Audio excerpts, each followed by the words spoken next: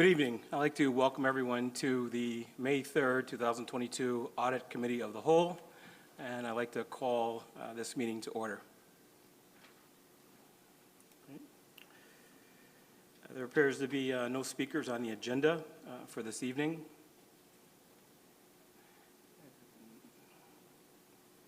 And I should have begun with, my name is James Patterson, Commissioner Patterson, the Chair of the Audit Committee. Let's see. Next in order, as far as topic, the review and acceptance of the minutes from the March 1st, 2022 meeting. Can I have a motion to approve the minutes from the May 25th, 2021 audit? So moved. Second. It's moved by President Elliott and seconded by Commissioner Simmons. Let's see. Moving on. Aye. You have to say all in favor. Oh, all in favor, I'm sorry. All in favor? Aye. Any objections? Any discussion? And the commissioners are voting.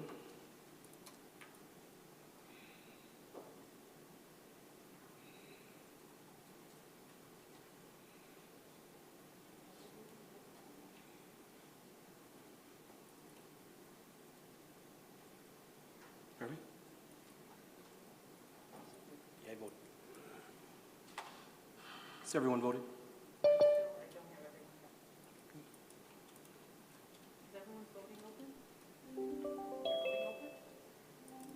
Oh, I guess it is. I can take it verbally if anyone else is having difficulty. I was having difficulty logging in. If you in agreement? Wonderful. Ricardo? What? Commissioner Adams, would you vote yes for the minutes? Would I vote on the thing? Or you can tell me and I can put it in for you.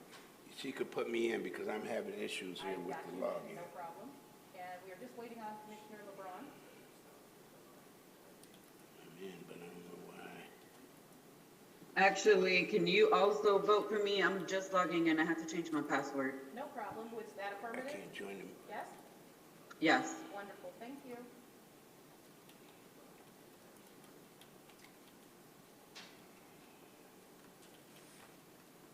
You know which one you vote on?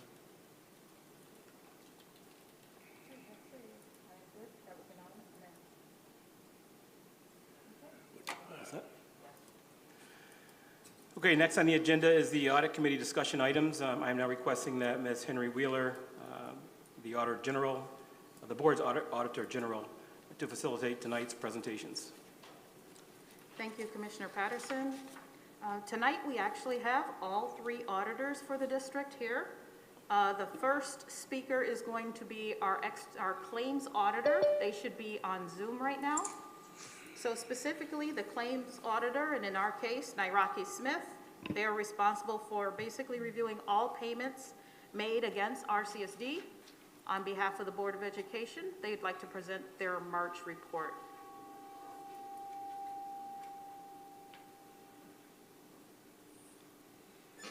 Hi, everyone.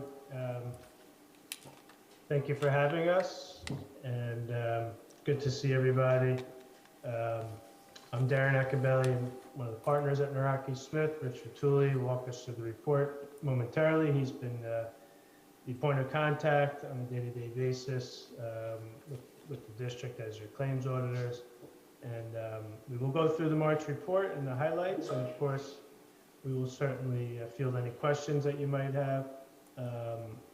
So the report has some text to it, and then it's a lot of data and schedules that we collect on the results of the audit work that we do, which provides great information for your management team as far as creating a schedule of trending and where things are improving and where things are also have been,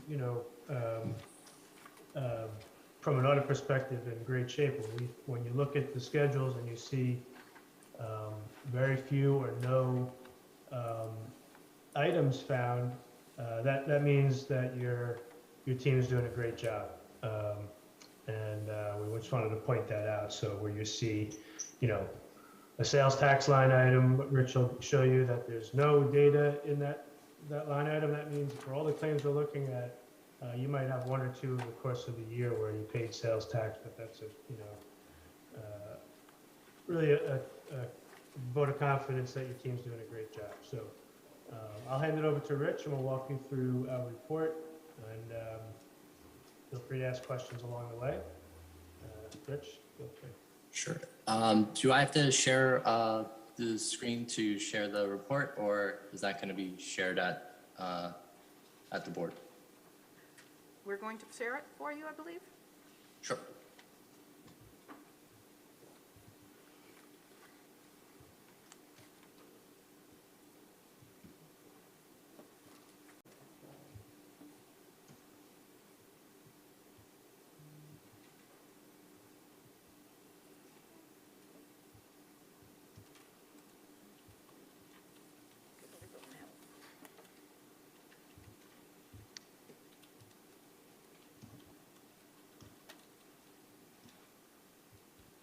We're looking for the March 22 claims audit presentation.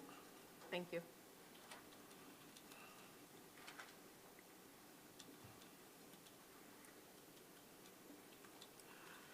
And just as that's coming up, I'll just kind of reiterate our function at the district.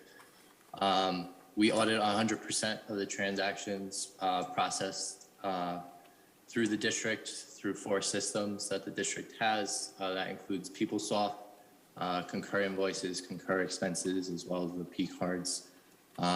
During that audit process, we're verifying the accuracy of claims against the district by reviewing receipts, invoices, and any claim forms that are submitted.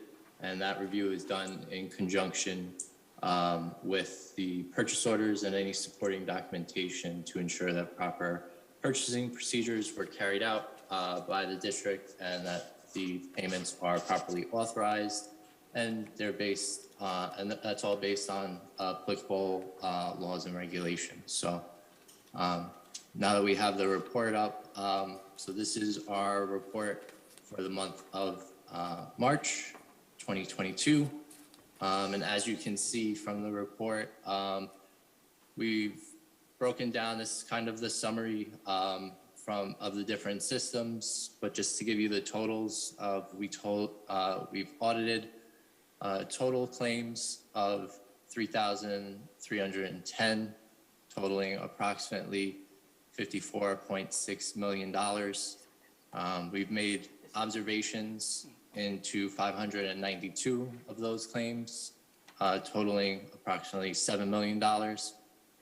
And total outstanding as of the date of this report is 54 claims, totaling approximately $17,000. The next 2 exhibits, the first exhibit is our first 6 months of the fiscal year, so that would be the July through December. And the second exhibit would be the second 6 months starting January through March so far. Just to kind of give some highlights here, we are following the same trend in terms of the number of claims in previous years. It is important to realize that this is kind of the first regular year, I guess you could say, as much as possible. And that's why probably compared to last year, there's a significantly larger number of claims from this time last year, but it is following the same trend as the district plan, puts a halt on purchasing and processes its claims for year end. If we kind of scroll to the end of the report with Exhibit 2, you'll see the details of each system and how we've made the inquiries for each system, and if there are any specific questions as to what something is, or on particular numbers or systems, then we would be happy to answer those for you at this time. If any commissioners have any questions relative to this report, I'll start with myself, and then we'll go to my left.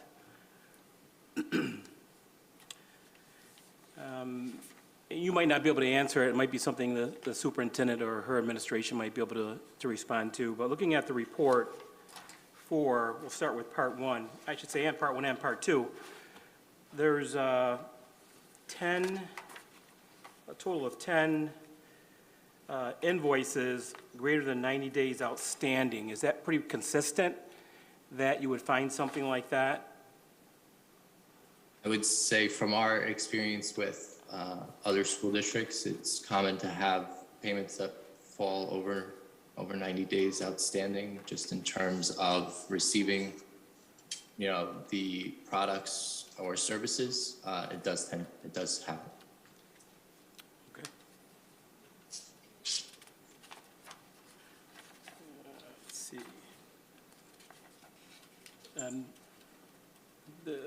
Anyone else on any other commissioner to my left? No questions. I just wanted some clarification around, good evening, around the insufficient documentation.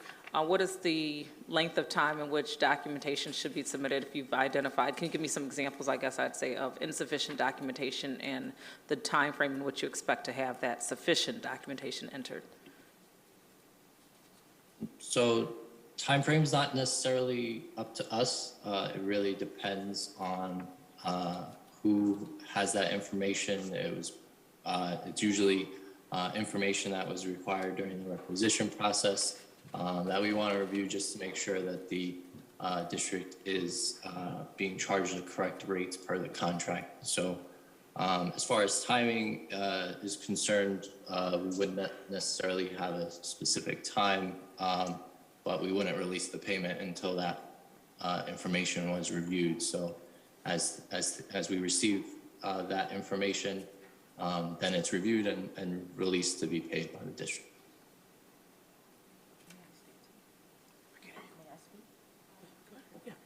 Would you generally state that management does provide the supporting documentation prior to the next month's report, though?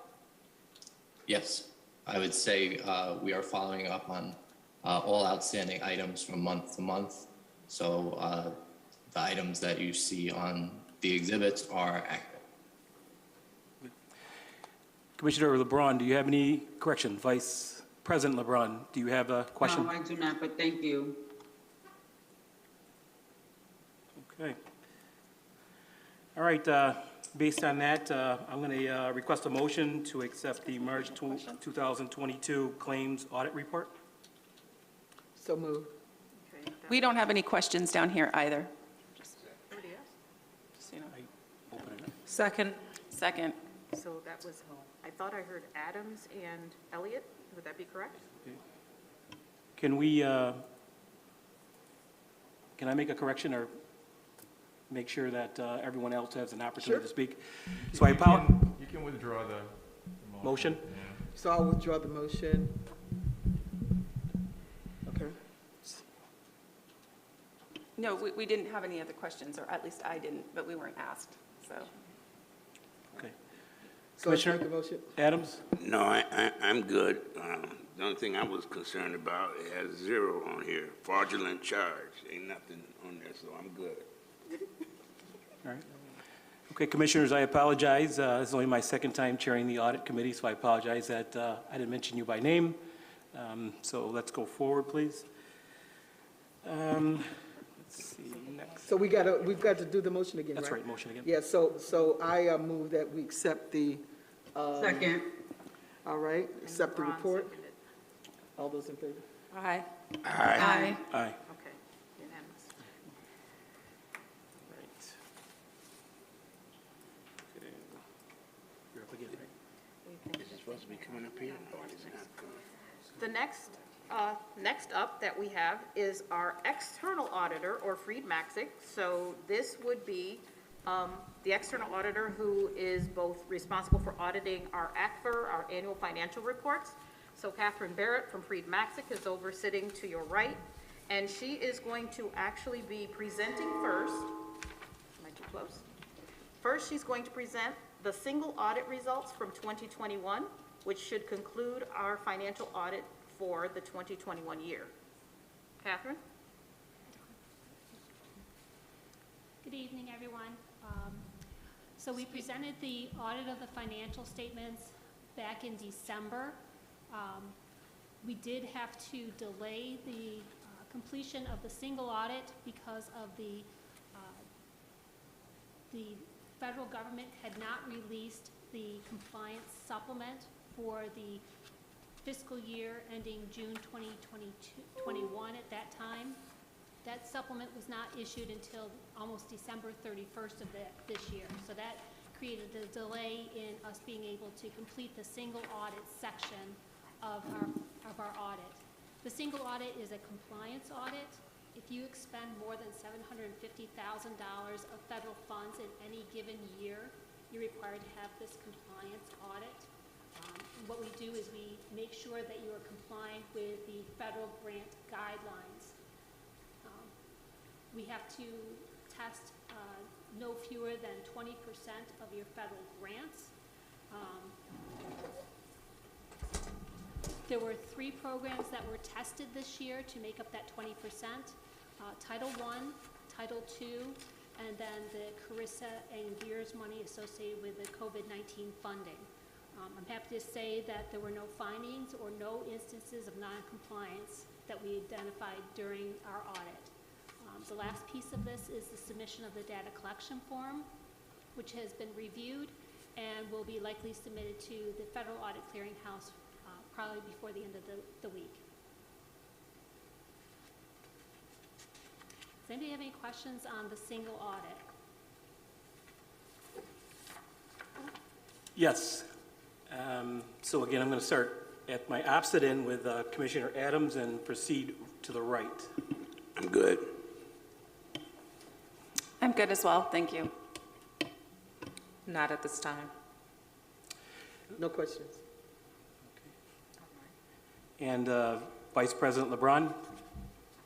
Yeah, I just want to ask if there are any concerns for the board that the external auditor would like to point out at this time. Not with regard to the single audit, no. Okay, thank you. Thank you. And Commissioner Powell?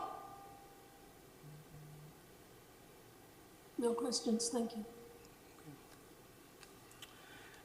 I do have a question relative to, on page 2 of the document. Are we going to put that up?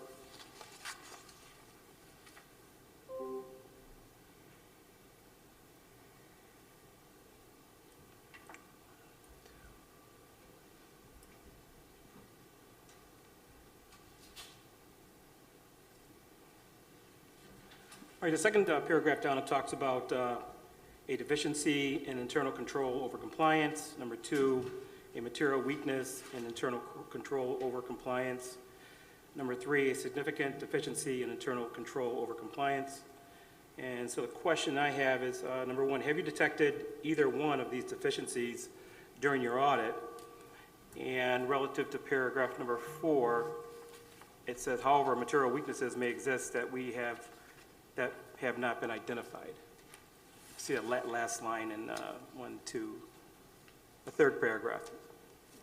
So that is all standard language adopted by the AICPA. It's merely definitions of material weaknesses, significant deficiencies, of which we identified none, but we did not test all programs. Again, we only are required to test 20%.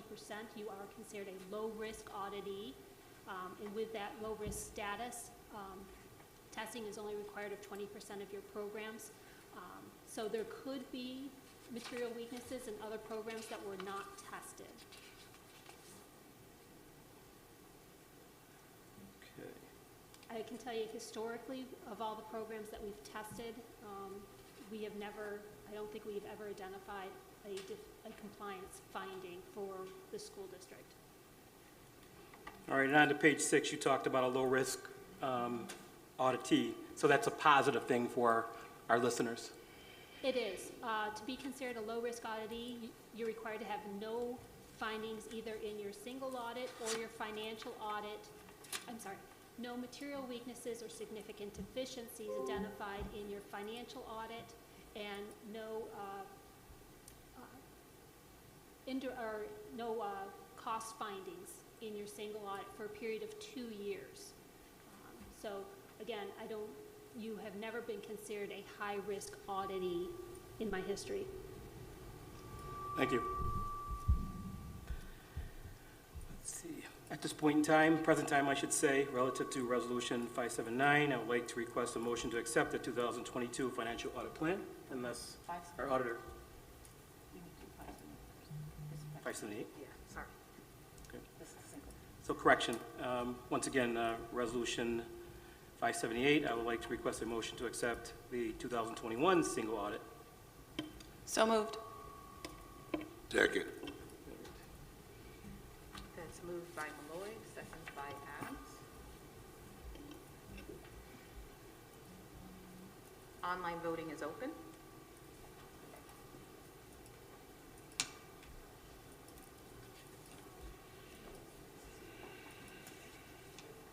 It isn't populated. I'm not getting it, I'm not receiving it. You don't see it? Yeah, it's not Tell me populated.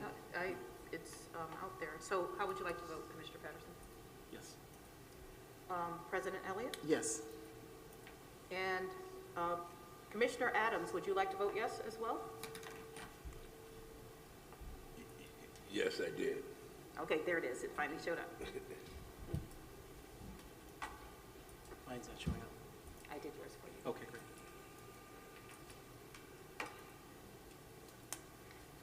Okay, that completes the 2021 financial audit that we are required to complete. At this time, Catherine Barrett from Freed Maxick is going to be presenting the 2022 financial audit plan. So this would be our ACFR for the year ending June 30, 2022. And she's presenting this plan as required prior to the commencement of the audit work. Catherine? Thank you. You should have a copy of this presentation in front of you as well. The first couple pages talks about the engagement team. I'm happy to say that the senior auditors responsible for your audit have not changed, so we've been able to maintain consistency with the leaders of the audit. Now we do cycle in staff, so that gives you kind of the best of both worlds in that the people that lead the audit know Rochester school districts, know the issues that you've identified, understand your internal controls and processes. That makes for a much more efficient audit. And you don't get some of the silly redundant questions that you have to, because the people are knowledgeable about your operations. And with cycling in auditors on a routine basis, keeps a set of fresh eyes on your detailed transactions and that professional skepticism that is required in all audits. So we've been able to address that in our audit plan. The next page talks about our understanding of your needs and expectations, and the first one is to maintain consistency, of which we've been able to do. Avoid surprises. That kind of works both ways. We want to keep you informed of things that are going on within the accounting industry so that you're well prepared for them. New accounting guidance, new accounting standards. At the same time, we want to make sure that we understand the issues that are facing the district that have an impact on our audit. We did have conversations with various people within the district in preparation of this audit plan so that we understood some of the transactions and issues that the district was facing this year so that we could adopt an audit plan that specifically addressed some of those items, which we'll go through in the next couple of pages. Upfront planning and coordination. I think everybody understands that a good plan really prevents some inefficiencies down the road. But we do, however, evaluate the plan as we go through the audit, and we do pivot if there's something that comes to our attention, either because of oversight, during the planning process or an issue that changes, so that we would continually evaluate the audit plan and make changes as deemed necessary. And lastly, timely resolution of any issues that we address. We've had a very good working relationship with management over the years. They bring things of concern to our attention, and we do the same throughout the audit process. Any questions or any concerns about, your expectations of the audit that we need to make sure that we address? Once again, Commissioners, beginning with Commissioner Adams, coming toward the right. Any questions? Any questions? So, I see on here, I just wanted to hear from you verbally. You verifying that the district is complying with the fund balance policy? That will be part of our audit, absolutely. Okay. Commissioner Malloy? No questions, thank you. Commissioner, no questions? President Elliott? So in terms of our ARP and SRSA dollars, how will you be auditing those additional funding streams? I'm sorry, I didn't understand the first The part. ARP and SRSA funding, Okay. how will you be auditing that? Because we've not included that in our budget as sort of separate, in our operating budget, as sort of separate funding aside from the operating budget. So how would there be any difference in your auditing practices of auditing those funding streams? It does fall, the audit of your federal as well as your state grants does fall under the financial audit. So we do audit those monies. In addition to, that is also subject to the single audit, the compliance audit. Last year, the federal government, the U.S. Department of Treasury specifically, identified the CRISA and GEARS money as being high-risk grant funds. So those were required to be audited last year. If they do the same this year with additional COVID funding, we will be required to test those funds regardless of whether they're material to the district or not. Thank you. Superintendent, did you have any questions? I do not, thank you. Auditor General, Ms. Henry Wheeler, do you have any questions? Yep, I'm covered. Let's see. Commissioner Powell, do you have any questions? Thank you, no. And Vice President LeBron? I do. I have a few. Thank you. So I'm asking one for some clarity around some pieces. So the audit for you all for next year, you're going to be auditing the interfund transfers in and out. The Rochester Joint School Construction Board. I know it says phase 3 of the project has, there's a small typo here, but has been approved by the state legislator, has not yet begun. Approved by the state legislator has not begun. So I just want the clarity around that. Litigation and compliance matters, fraud, revenues and expenditures, salaries, benefit accruals, including compensated absences. Just asking one for clarity before I ask questions on that. I'll be happy to address those as I go through the audit plan. Okay, so that is the audit plan, though. That's what I'm asking as a summary. I was just asking if there were any questions or concerns regarding the expectations of the audit. So I'll go through the rest of the audit plan now. Oh, okay.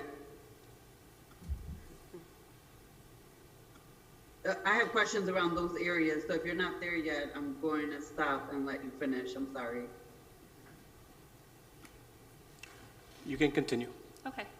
So the next page talks about our reporting timetable, and this has been communicated. It was communicated several months ago for adequate planning, making sure that we had, audit planning timeline that was not only consistent with your requirements to make certain certifications to the city that they require because you are a component unit of the city, but also that works for management, making sure that management is well prepared for the audit and that there is no delay. So we will be out here in June to perform preliminary field work. The preliminary field work includes testing of internal controls required under government auditing standards, evaluation and documentation of your internal controls that is necessary to perform the audit, as well as doing some planning for the single audit, as well as other planning documentation that we need as required by our auditing standards. Then we will be back in September we've reserved the first 2 weeks in September for completion of the single audit, and then the last 2 weeks of September to really do the financial audit. That timeline should coincide with the reporting requirements to the city of certain financial information. We do plan on having a complete review of the AFR that is prepared by management by November 18th, and that timeline is consistent with what it's been in previous years. I think that we all plan on having the AFR to you for your review prior to the Thanksgiving holiday.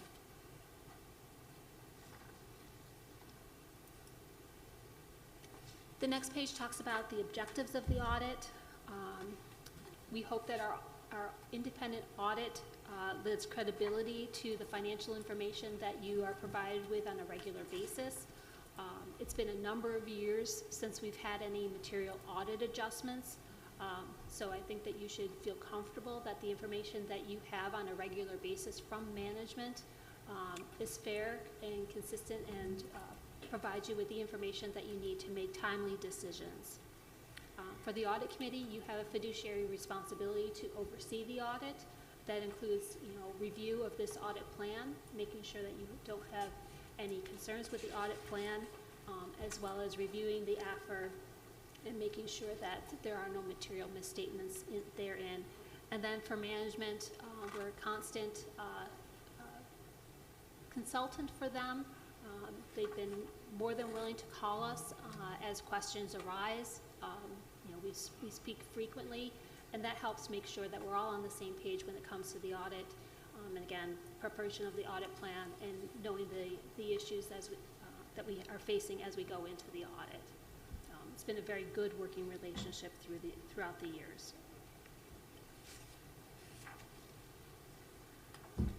So the next couple pages talks about some specific issues that we've discussed with management in the preparation of our audit plan this year.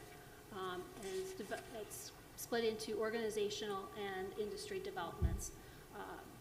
So we talk about the impact of the various grant funding, COVID-19 funding that the district has received in this 21-22 fiscal year, and where you are in the spending of those funds. Those funds do have extended periods of availability that allows you to roll those funds over from year to year, as long as it's fully expended by the end of the period of availability as outlined in the grant agreements.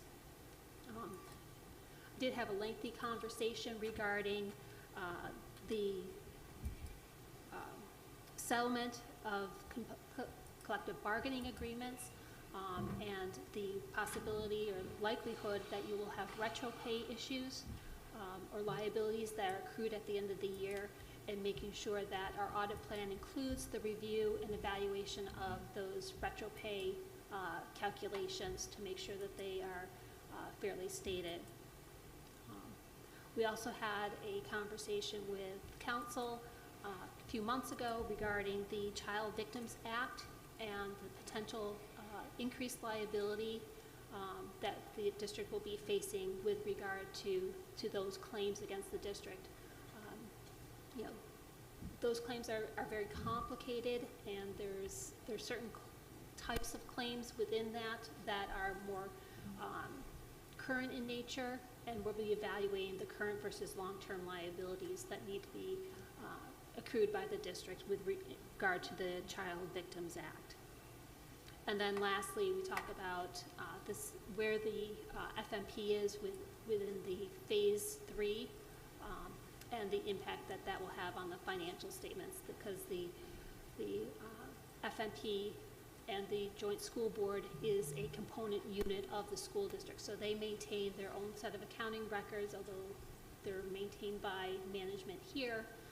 They do have their own separate financial statements financial audit that we do concurrently with the school district's audit, and then those financial statements roll up into the AFR that's prepared by management here. So those are the organizational developments that we were made aware of and that we evaluated in developing the current year audit plan. As far as industry developments, we talked about the CARES Act funding, and then on the next page, it talks about a whole group of new accounting standards with various implementation dates. Those that are highlighted in blue are effective for this fiscal year. The one that is likely to have the biggest impact on the district is the new lease standard. We've been talking about this with management and the audit committee for a number of years. It was first due to be implemented, I believe, in 2020, and then it got deferred under the pandemic, because of the pandemic. So it will be effective for this year. I know the district has been evaluating their leasing transactions. It impacts you whether you are a lessor or a lessee, and it really doesn't have a financial impact directly on how you operate. You record your transactions on what is called a modified accrual basis. So you only recognize short-term assets and liabilities. These are more long-term transactions, and it changes how they're reported only in the financial statements of the school district and any governmental entity. So it treats long-term operating leases more like a capital lease as far as reporting those as a lease, a right to use lease asset, and a liability as a lessee, and then the opposite as a lessor. So again, I think the district has been aware of this for a number of years and is evaluating all of the lease obligations that you have for the proper reporting in the AFR this year. GASB 89,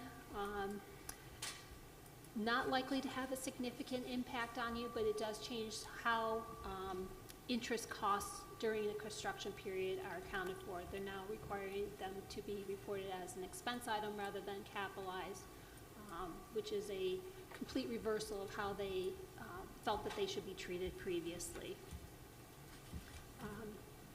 GASB 96, that's not due to be implemented until next year, and that really just takes the lease standard one step further with regard to information technology. The other GASBs that are listed here is really for your information, but we don't see any of them having a significant impact on the district.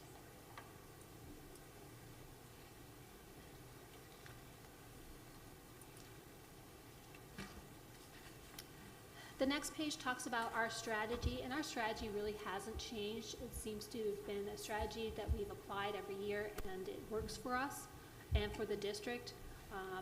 And it's based in auditing standards. So, the first step is to really review and get a detailed understanding of your operations of risks, which we've done, and based on not only current year conversations, but also our long-term history with the district. We do gather much of our information through inquiry, observation, and primarily testing that includes detailed testing of accounting information to supporting documentation and confirmation of a number of your assets and revenues. We talked about our process for evaluating the audit plan as we go throughout the audit and making changes as necessary, and communicating any issues that we identified during the audit with management. And the next pages are really our detailed approach to the various risk areas. And I say that these are risk areas. They're components or different components of the audit. Based on our history, we do not see these as any high-risk areas of the audit, just general areas of the audit. first and foremost, we want to make sure that the AFR is, presentation and disclosures are appropriate and the information is transparent and easy to understand, because that's what, people are reading, and we want to make sure that it's accurate. Cash and investments, we do confirm all of your cash balances. We look at bank reconciliations, make sure the cash and investment information is fairly stated. As far as federal and state receivables, we do confirm the receivables and the revenues that are due to the district from the state. We do that through evaluation and review of information that's available on the state aid website. That includes all of your state aid and any federal grants and state grants that pass through New York State. Fixed assets, any fixed asset additions, deletions, depreciation is evaluated. We do testing of additions and make sure deletions are properly approved. Accounts payable, making sure that we perform substantive tests of those if they're material. Accounts payable is not always material to the financial statements, but if it is, we do testing of details of the accounts payable and subsequent disbursement testing if necessary to make sure that the accounts payable liability is complete. The accrued liabilities, again, do substantive testing of primarily payroll, compensated absences, vacation pay, and then including any retro pay estimates that are included in the financial statements. You do have various funds within your accounting records.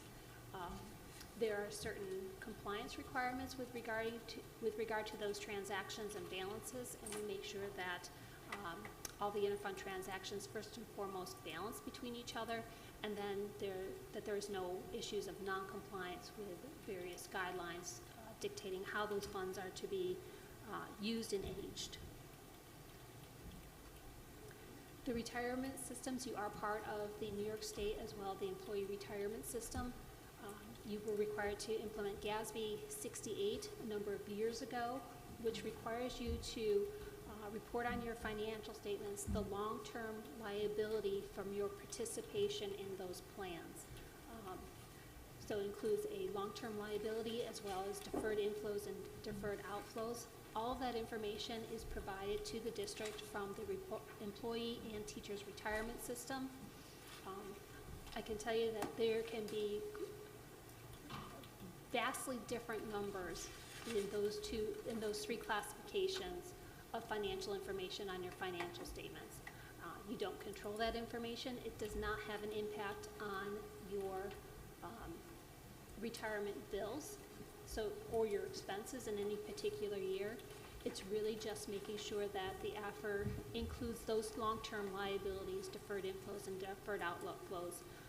But there can be huge swings in those numbers, and that's primarily impacted by the economy. When we saw that the investment portfolio declined within the retirement systems, the liability increased. When there was recovery of their investment portfolio, the liability decreased. But the net impact of all those transactions generally does not have a material impact on the financial statements. But there can be significant swings in that, and we do make sure that we audit that information and make sure that's properly reported in the financial statements. We're not aware of any new debt that you issued this year other than the renewal of bonds that you have every year. So we're not expecting any new debt transactions. So we evaluate your outstanding debt. We do confirm that with the city, who is responsible for your debt, and make sure that that information is properly reported. You are self-funded for your post-employment post-employment benefits, workers' compensation, as well as health insurance claim liabilities. We do get actuarial reports with regard to OPEB and workers' comp. Again, we make sure that those liabilities are properly reported, and then we get certain claim lag information from your third-party provider for health insurance. that supports the liability for that, and make sure that there aren't any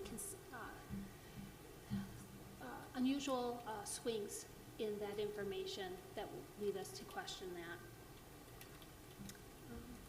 Fund balance, we understand you have a fairly sophisticated fund balance policy, and we do make sure that we evaluate the fund balance transactions, so that would include any additions or deletions to reserves, committed fund balance, or assigned fund balance, and make sure that that information is consistent with your policy.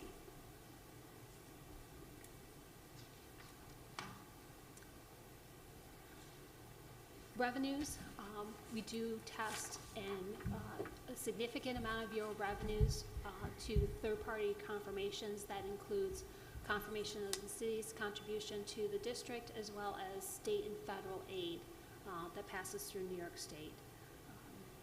And then on the expenditure and salary side, we do detailed testing of certain expenditures, including debt, BOCES expenditures. We look at and do certain predictive analysis of payroll tests, as well as overall analytical review of those information, looking for significant changes year over year. Seems to be that last year we saw a lot of variances, and the response was COVID-19. So again, we're probably expecting a lot of that response this year, but we'll be looking to see if 2022 is more consistent with pre-pandemic numbers, as well as the expenditures in relation to your budget, as well as revenues.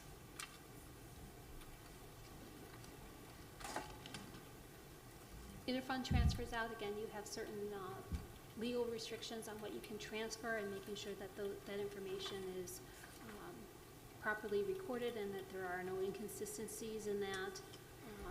Litigation, we talked about the impact of the Child Victims Act. We do confirm any and all claim liabilities with counsel to make sure that they're properly reported in the financial statements. And while we are not responsible for identifying fraud, we do have ingrained in our processes the aptitude for professional skepticism. So it's something that's constantly at the forefront of our minds when we do our audit, trying to be aware of any issues that could lead us to believe that there's a concern over fraud. Any questions on the audit plan? See, the only question I have, when it gets to fraud, it talks about include an audit planning and element of surprise in our audit substantive testing plan, i.e. testing of random transactions, small balances, etc. What's meant by that? So we use various audit techniques to identify potential impact of fraud. Much of that includes analytical analysis of current to prior year, as well as current year to budget. We do evaluate journal entries, because journal entries are intrinsically high risk when it comes to identification of fraud. So we do certain testing of your journal entries to satisfy ourselves that there are no journal entries that are hiding potential fraud. And then as we test transactions, the district is, they're never aware ahead of time of the transactions that we're going to be testing. They have a short time period from when we select transactions for testing to when they provide us with the detailed information, so that hopefully if there was anything a little quirky going on, that they wouldn't have the opportunity at the time, or the opportunity to hide it, per se. Okay, thank you. Any questions to my left? Auditor General? Superintendent? No, thank you. President Elliott? No, thank you. Let's go to Commissioner Simmons? No, thank you. Commissioner Malloy? No, thank you. Commissioner Adams? Vice President LeBron? No. And Commissioner Powell. Thank you, no.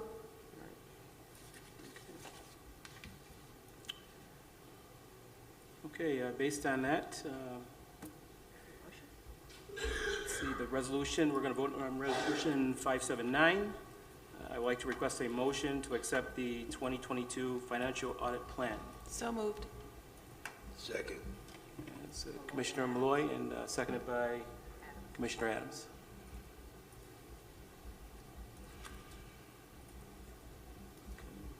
Voting is now open.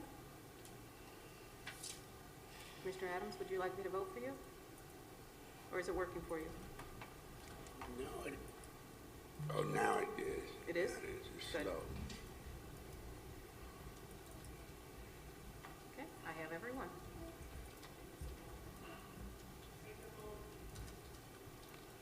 Pardon? Oh. We need a 7 verbal? oh yeses. A verbal vote, please. Oh, we did. Oh, No. okay. Aye. All in favor? Aye. Aye.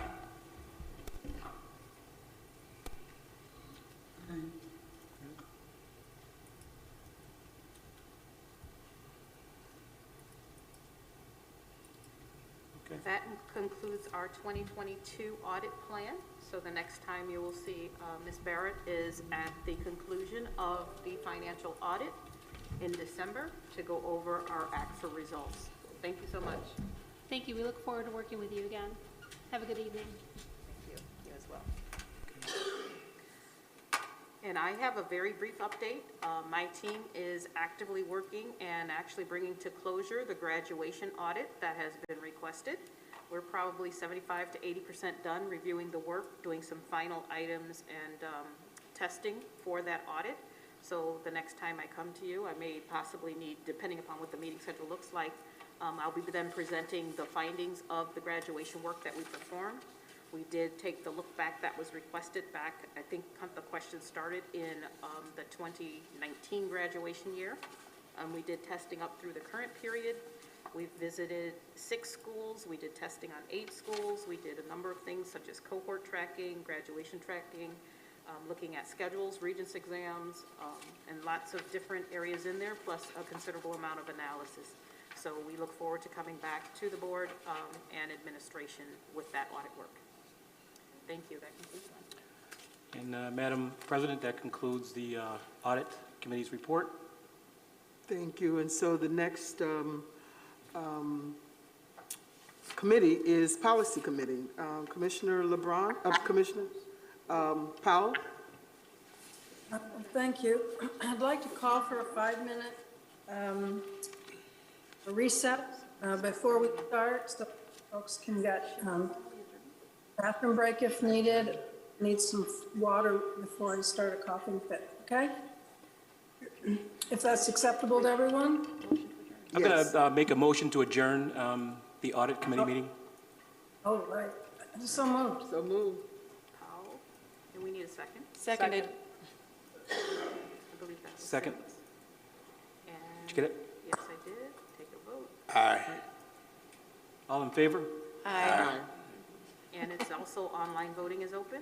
If it's unanimous, I can put that in if you need me to.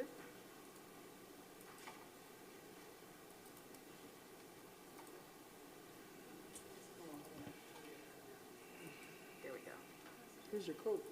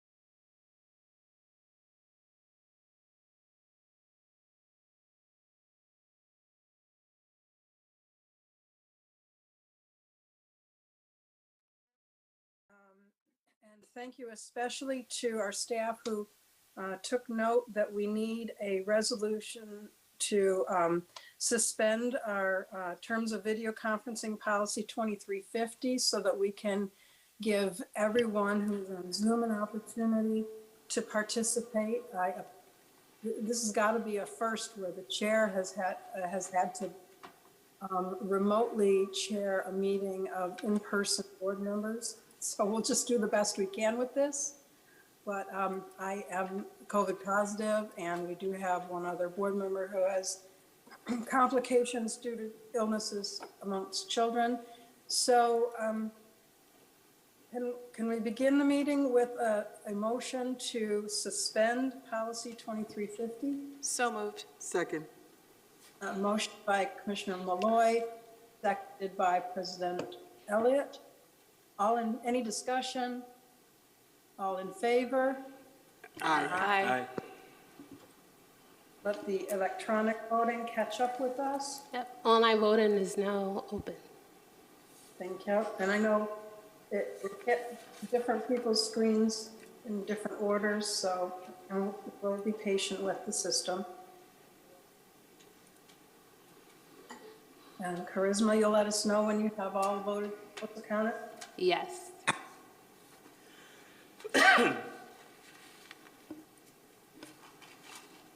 Vice President LeBron, do you need me to vote for you?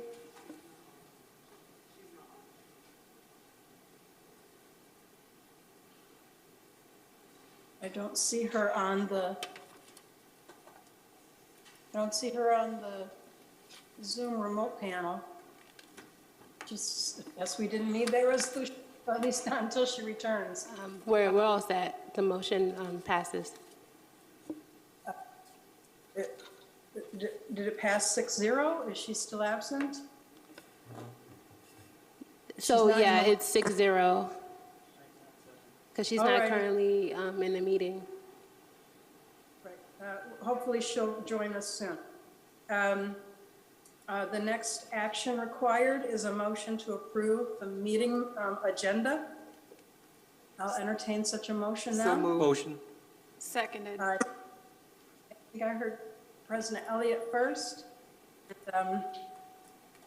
Commissioner Patterson was second with his motion, so we'll call that a second. Any discussion? All in favor? Aye. We'll give the electronic voting a moment or two.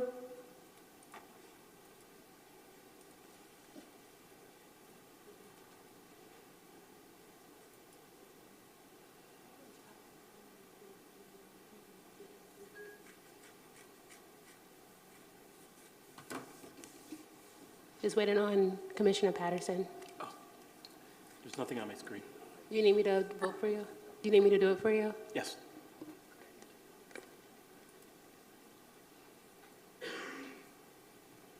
Okay. Motion passes. Okay, we're all set with that. The next item on the agenda, A, speakers list. We have no speakers on topics before the policy committee.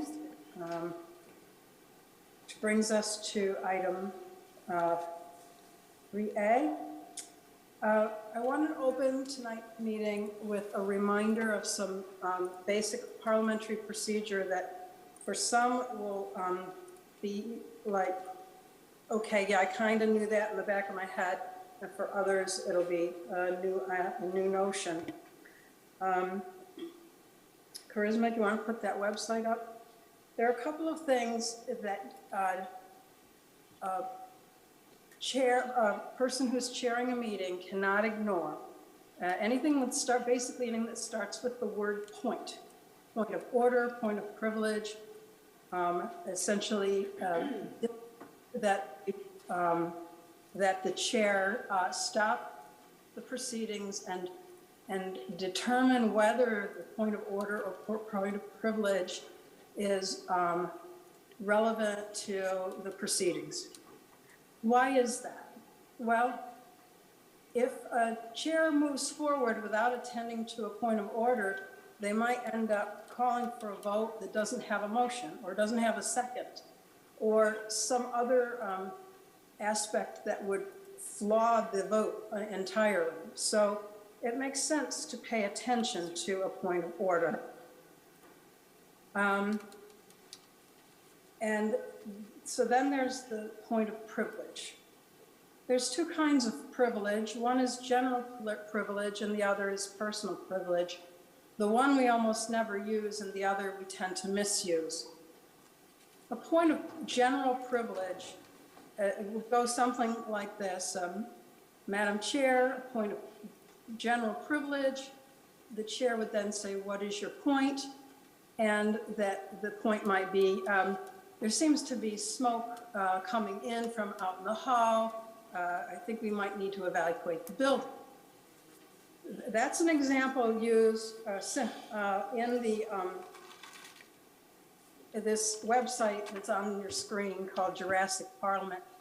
And it's a terrific example that shows the sense of urgency that's associated with points of general privilege and why they need to be paid attention to and not dismissed.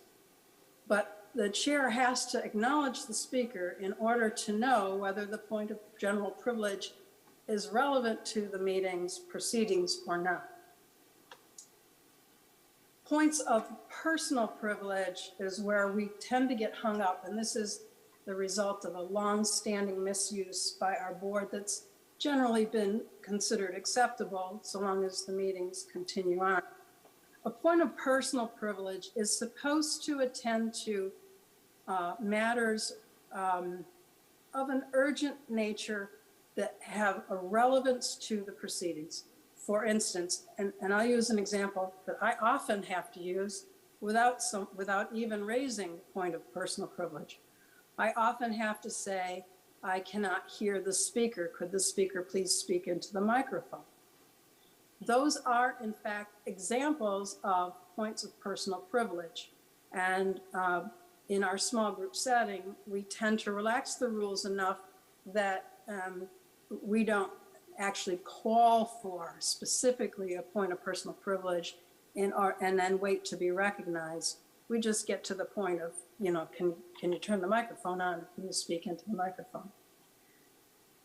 What we often do with points of privilege here, and this is why I really felt we needed to talk about it as a body, even briefly, is we're often using the term point of privilege to ask for a point of general interest for the good of the order.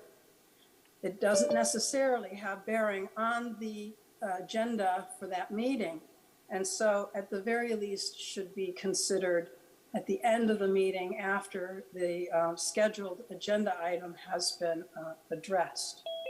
That isn't to say that a point of general interest isn't pertinent or even important to all, not only everyone on the board, but everyone in the listening audience. It's just that it doesn't necessarily rank at the top of a meeting because the agenda's been established and the point that one might want to make may not have any bearing on the agenda that's been approved or that's been crafted. So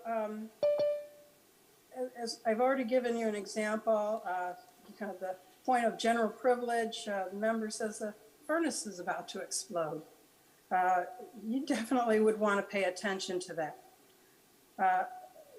Examples of personal privilege are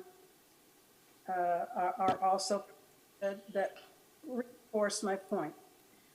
But I raise this because it is absolutely essential that the chair, not this just myself, but any chair, recognize a speaker, especially a speaker who has interrupted the proceedings with a point of order or a point of privilege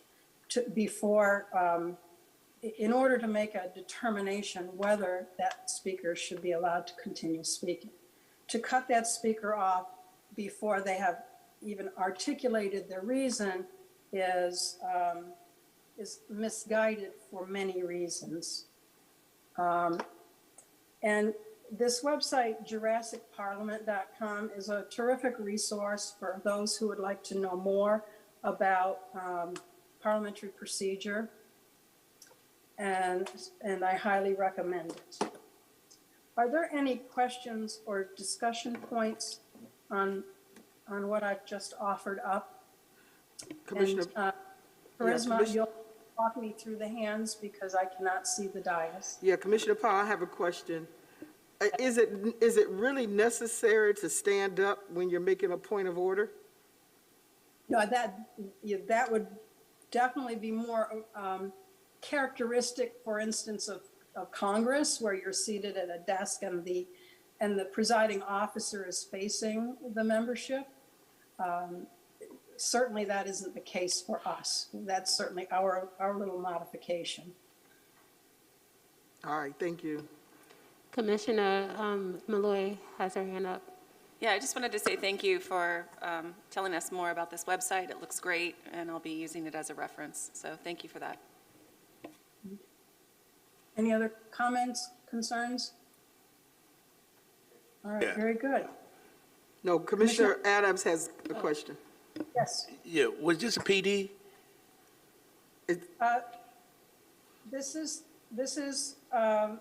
Was added to the agenda at my request as the chair of the committee, and it is a little bit of a micro PD, hoping that folks will begin to self-police and to police each other in terms of managing points of order and points of privilege. But can we count it as a PD? Oh, I think you better on that. But what I do want to say, though, is that parliamentarian has been called upon from time to time recently, correct? Is that our bylaws and Robert's rules are not in disagreement with each other. The chair of a meeting has control of the meeting. However, they also have to abide by Robert's rules. And these are some of the fundamentals of rules that everyone, including the chairs of a committee, have to abide by in terms of managing the process. Commissioner Powell, I do want to apologize for congratulating my daughter on getting into college last week. I may have misused the point of privilege because I called for that last meeting. No, that's point of privilege, but we're talking about point of order, right? Well, this is point of privilege as well, right? She mentioned point of privilege, or point of personal privilege just now. So the example that you just gave, Commissioner Malloy, it falls under the category of a point of general interest, perhaps, or even of personal interest, not privilege. To ask for privilege in that sense, you're correct, is a misuse, if not an abuse of the practice. So I should have said what instead? The best thing to do in the instance of general interest or for the good of order is to wait to the very end of the meeting and ask the chair to extend time for items for the good of the order. Okay, thank you. In fact, if that were a standing part of an agenda, that would allow anyone to make comments about, what school is they visited, what have you. I mean, we currently have the opportunity to do that because we're called upon during our committee reports, but what we've done in service to our schools, in service to our committees, is of general interest. So we as a body might want to decide whether we want to continue the practice of allowing a board member to include points of general interest in their reports, or whether we want to save those for the end of the meeting. No room for giving shout outs, using that terminology? I'm just kidding. Yeah, I mean, it's certainly that lowers the formality of the meeting, but it also bogs the meeting down and keeps us from taking care of business. So Any other questions, concerns? If not, I'm ready to move on to the agenda item. The agenda item 4A, the approval of minutes from March 29. I'm prepared to entertain a motion. So moved. I thought we did that already. We didn't approve? That was approving the agenda. Oh, okay. Second. So moved by Commissioner Malloy, seconded by President Elliott. All in favor? Oh, sorry, any discussion, corrections to the minutes? I don't know if I Hearing see. none, Oh, what's it? I'll call for a vote then. All in favor? Aye. Aye. Aye. Any opposed? Charisma, do we have all the votes in? No, we're still waiting on two commissioners. Yeah, I think I closed myself out, Yeah, you're gonna have to. so, do it for but my me. vote is yes. Motion passes. All right, thank you. We have item 4B, review of the Nisba policy recommendations.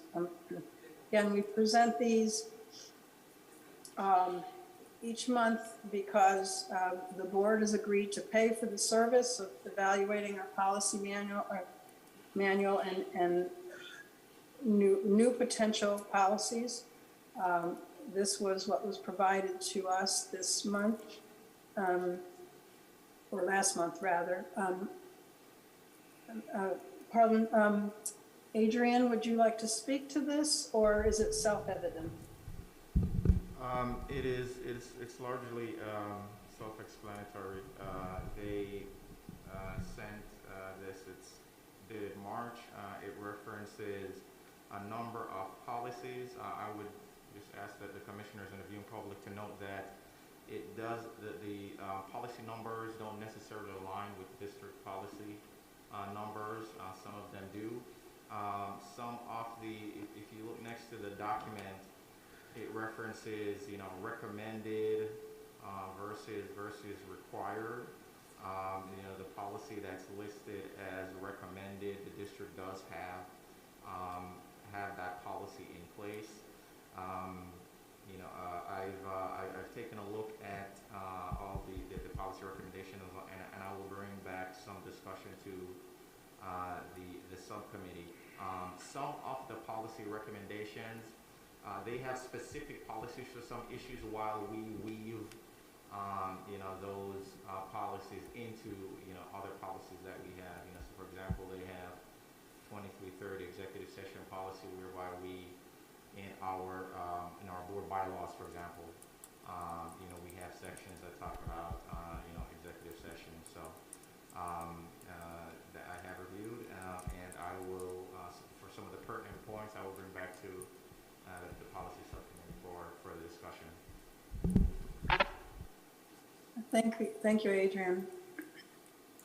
Any questions on that?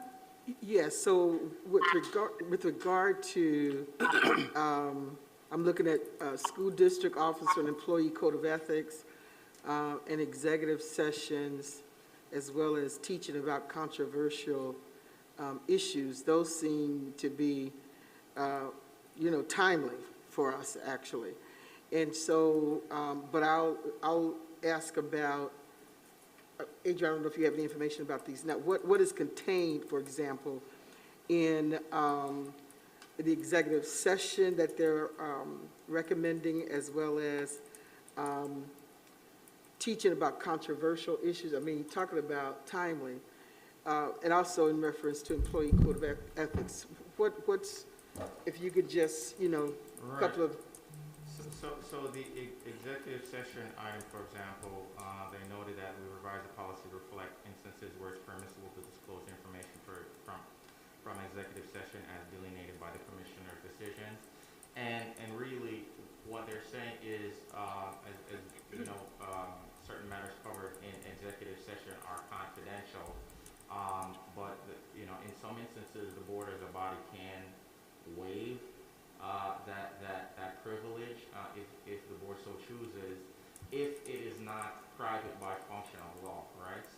things that cannot be disclosed outside of executive session because it is protected by law, and by law, by functional law, it has to remain that way.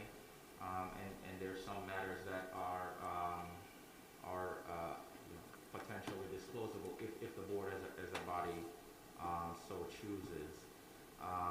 As it pertains to 4010 teaching about controversial issues, they noted that we are suggesting extensive revisions to the policy to emphasize the benefits and purposes of engaging in rigorous conversation about controversial issues. I did note that the district already has a policy on this. It is policy 4360, teaching about controversial issues.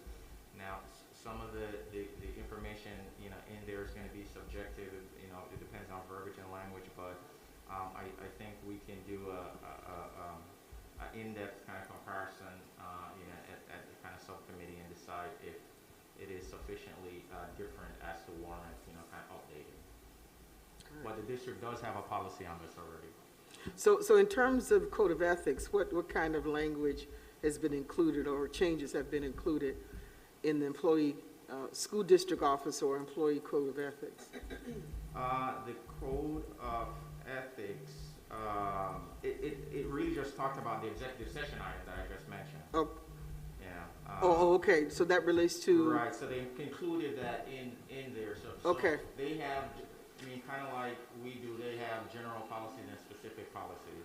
And so within the district officer and employee code of ethics, they weaved in some information about this executive session item as well, even though for them they have a wholly policy on executive sessions. So it's really essentially the same information. Is there any language in there with regard to people who may disclose executive session information? Any accountability language that may be included in the policy that they are recommended? Yeah, there is always accountability as a legal matter for disclosing matters, by function of law. Executive session conversations are confidential. Again, what they're really saying is unless the board as a body so chooses to disclose certain items, and some items the board cannot waive the confidentiality, right? For example, certain kind of student, information which is protected by FERPA. So there are penalties for breaking the confidentiality, disclosing matters discussed in executive session, possible removal proceedings. All right, thank you. Sure. So, Commissioner Elliott, just to note that this is when it comes to input from Nisba, this is the beginning of the conversation, not the end. And each of these things, as they merit it, will get folded into the work of the policy committee. Any other questions on this topic? I do want to acknowledge that Reverend Kelly Spar, our parent rep, is with us. She is both off camera and muted, but she is with us, and I want to acknowledge her as a diligent member of the policy committee. I was buying folks' time. Anybody want to ask another question on this topic? Hearing none, we'll move on to 5B. And let me set the stage for this. At our last board meeting, when we were talking about policies that were queued up for a vote, one of them was policy 0210, which was a academic goals policy. And the second half of that policy it included information about UPK. And the question was asked, well, the goal was to rescind policy 0210 as redundant, and the question was asked, well, is this second half of 0210 in fact redundant? Where else is this information? So the answer is here in policy 4320.5. And it was a really timely question because for some reason, 4320.5 did not get included in the packets that had been viewed by Dr. Black and the academic team. And so we had to kind of push this one through on its own. We had a conversation with Robin Hooper about it. As it turns out, this had been fairly recently updated and with an eye towards putting everything that was relevant to pre-K education in the policy. And both she and Dr. Black have urged us to move this forward. So we have a clean copy and a track changes copy. I believe the track changes only have technical, actually, I don't even see anything. It's on page 3, Commissioner. Yeah, when we get down to the notes and cross references. Formatted table, that's all it says. Essentially, we're inviting folks to accept this policy as functionally unchanged. So I'll take questions and concerns about this policy now. Any general thoughts? No one, none of the commissioners have their mics on or their hands raised. Oh, did you, President Elliott? No, I was trying to hear what you said. Oh, did you have a question? No. Okay. So none of the commissioners have any questions? Okay. That being said, I would entertain a vote to move that policy out of committee. So moved. Moved by Commissioner Malloy, Second. seconded by President Elliott. Keep in mind that we'll go through the 3-step process, so we have an opportunity to pull it back into committee if something really pressing, really important surfaces. Any other thoughts, concerns? Hearing none. Commissioner Powell, one of the things that we were at one of our schools a few weeks ago, and we were talking about, and this is part of the conversation that I wanted to have with you this week, in terms of including in our policies the kind of specific directions that would compel our district to adhere to the policies. Excuse me. That's more of a conversation I'd like to have offline with you and to just discuss it more. Excuse me. But it just appears that if, as opposed to people being, it seems to be somewhat difficult for people to hold people accountable in this district, but it appears that they may have more adherence to the policies. And so part of the discussion is, how do we, make sure that people are being held accountable? And there is, in certain respects, there is fear from those in higher positions to be able to hold folk accountable. But it does appear that if we put it into, and it's, again, more conversation at another time with you, if we put it in practices in policies, that the chances of them adhering to the policy may be more impactful as opposed to having higher ups to be able to hold people accountable. there seems, it doesn't seem to resonate with having folk in higher positions to hold others accountable. And there's a whole lot of, reasons why to that, but I'd like to have that kind of conversation with you at some point. Sure. I wish that I agreed with you. It's a funny thing to say. My experience has been that board policy doesn't carry a whole lot more weight than the printed on. In term, where as opposed to New York State regulations, which inherently come with high stakes, and the district is highly compliance driven in that respect. But in order to stay to the agenda and the topic at hand, I do want to say that when it comes to accountability to the pre-K program, because it's all overseen by one department and the agency pre-K is held to the same standards that our classroom pre-Ks are, there is, in this particular policy, some good, strong accountability measures built into our pre-K process.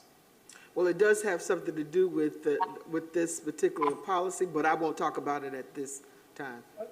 Well, I understand what I'm trying to do here, Commissioner Elliott, is, as the chair, I have to try to keep the conversation germane to the topic. Yep. In front of us, so, but I'm happy to have that other time.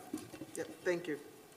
Okay, we haven't voted yet, have we, Charisma? No, you had a motion by Commissioner Malloy and a second by President Elliott. Any further discussion? Hearing none, all in favor? Aye. Aye. And we're waiting on the electronic voting. No, it's there that time.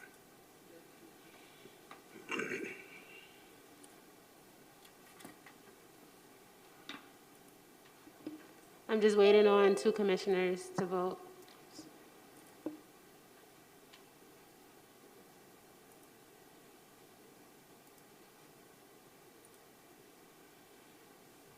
I see that Commissioner has joined us. Motion Happy to- passes. So I'm happy to see that our membership is 100% now, right? So we have our parent rep and all 7 board members present. Okay, so the next item on our agenda, unfinished business. Item A, as I said when I set the stage, policy 0210, when coupled with the policy we just passed, is in fact ripe to be rescinded.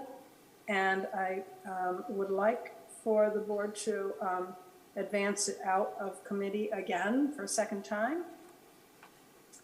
Could I have a motion to that effect? So moved. Moved by Commissioner Malloy. Second. Seconded by Commissioner Patterson.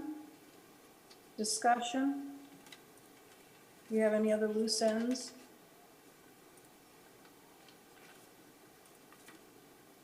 Hearing none, I'll call for a vote. All in favor? Aye.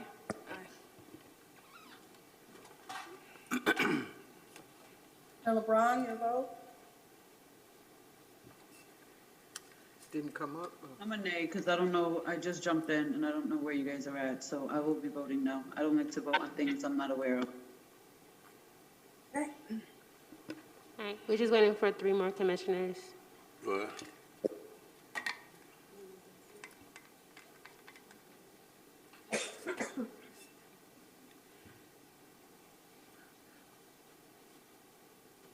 Let us know when we're ready to move on, Charisma. Motion passes.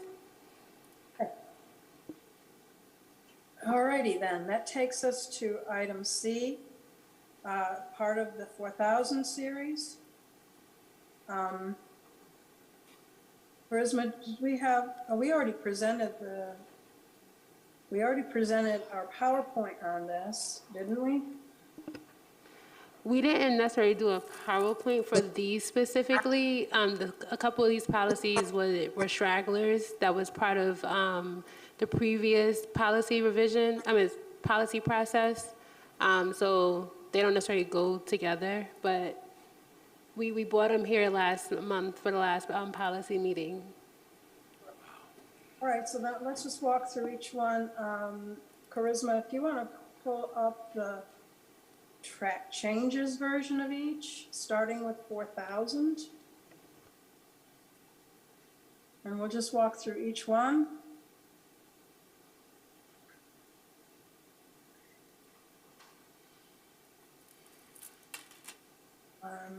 And we can start with a motion to advance to the full board to begin the discussion. So moved.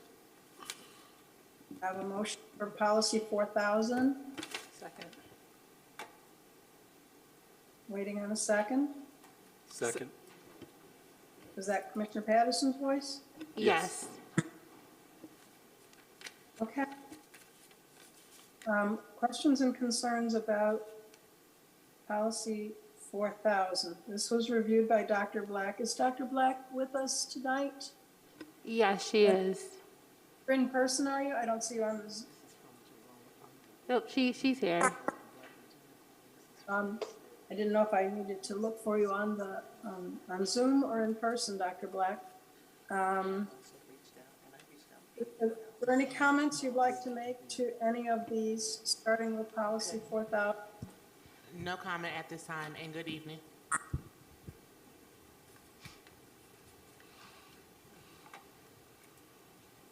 Is it, they're mostly formatting changes, it appears.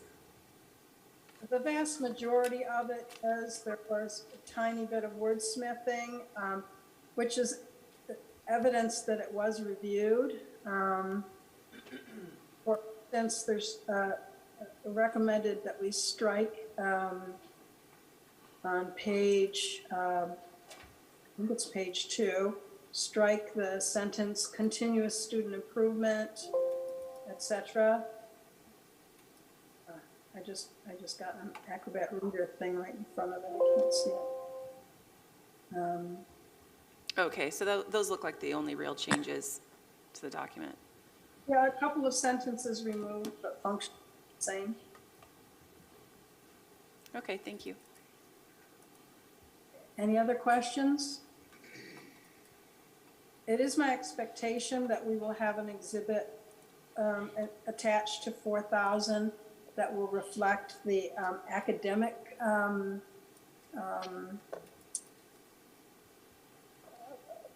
goals out of the strategic plan. And if it's the pleasure of the board, we can have that exhibit in hand by our next board meeting so that it can be viewed along with the policy. Any thoughts on that? Commissioner Powell, can you hear me? The superintendent, do you hear Dr. Myers-Mo? Can you Yes. hear me now? Yes, Madam Superintendent. Good evening, Commissioner Powell. The only thing I would say, no issues with it on my end, but we will be making some revisions as long as you can know to expect that there will be revisions, so we'll have to modify in a few months. When you revisions to to any exhibit? To some of the components in the strategic plan, it could impact this policy. That's all I'm saying. I'll remind you that exhibits are not actionable by the board. Oh, okay, fine. So exhibits are regulations then. Okay, fine. What we're doing is exhibits, especially things that are updated, like with the strategic plan. Great. We don't want to have the board have to reapprove a policy, so we simply attach the most current element from the strategic plan. Commissioner Powell, is that an exhibit of, an example of point of information?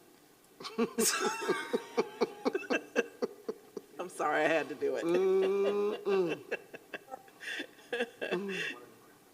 There's always one, right? Quick question. You're getting a good chuckle. I can still hear you. I'll turn my mic off. Okay, I'm not hearing any other comments, concerns, or questions. I'm not seeing any hands on Zoom, so I'll call for a vote. All in favor? Aye. Aye. Aye. Yeah, while we're waiting for the electronic, I need Commissioner LeBron to become visible to cast your verbal vote. I'm going to be casting my vote on the on board docs. Thank you. Well, we're doing voice and electronic voting, so I'm going to keep asking the question. So you can Okay, do- so you we're, can do the electronic one for me. do we have electronic? We're still waiting on 2 more commissioners.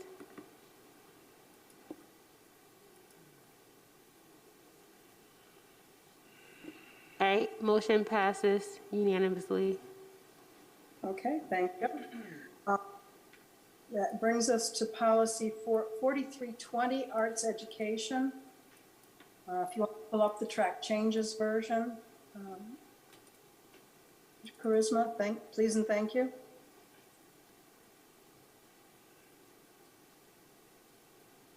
In this instance, we are offering to strike a considerable of the policy,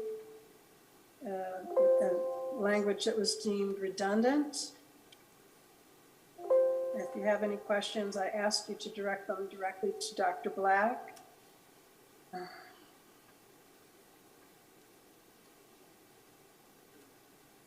I'm not hearing any.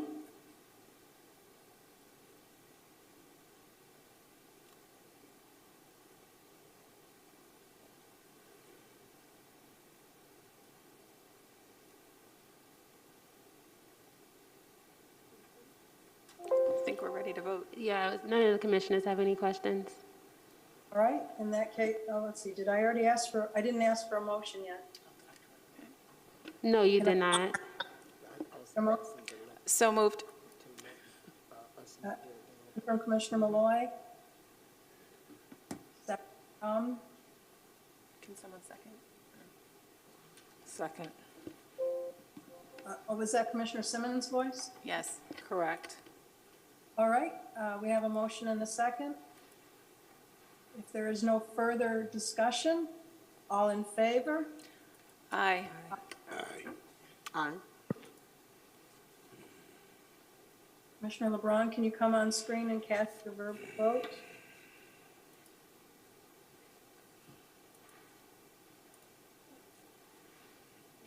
I'm going to keep repeating the same thing, that I'm going to vote on board docs. Thank you. So you would like for the community not to know what your vote is? The community can always, and I will publish it myself on my Facebook, go to board docs and look at the record. Thank you. All right, I'll tell you what, rather than have a debate on this, Charisma, can you read the vote tally?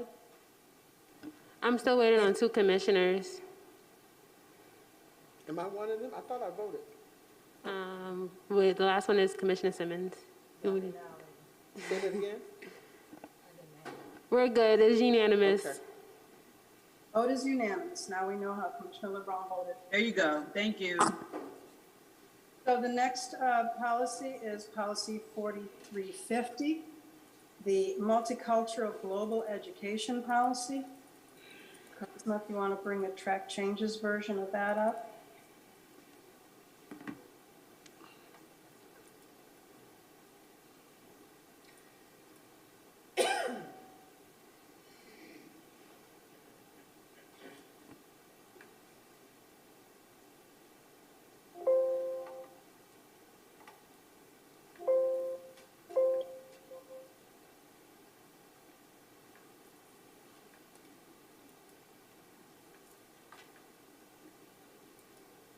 Charisma, can you bring 4350? Oh, there it is, sorry. Is that you doing it or me? Okay.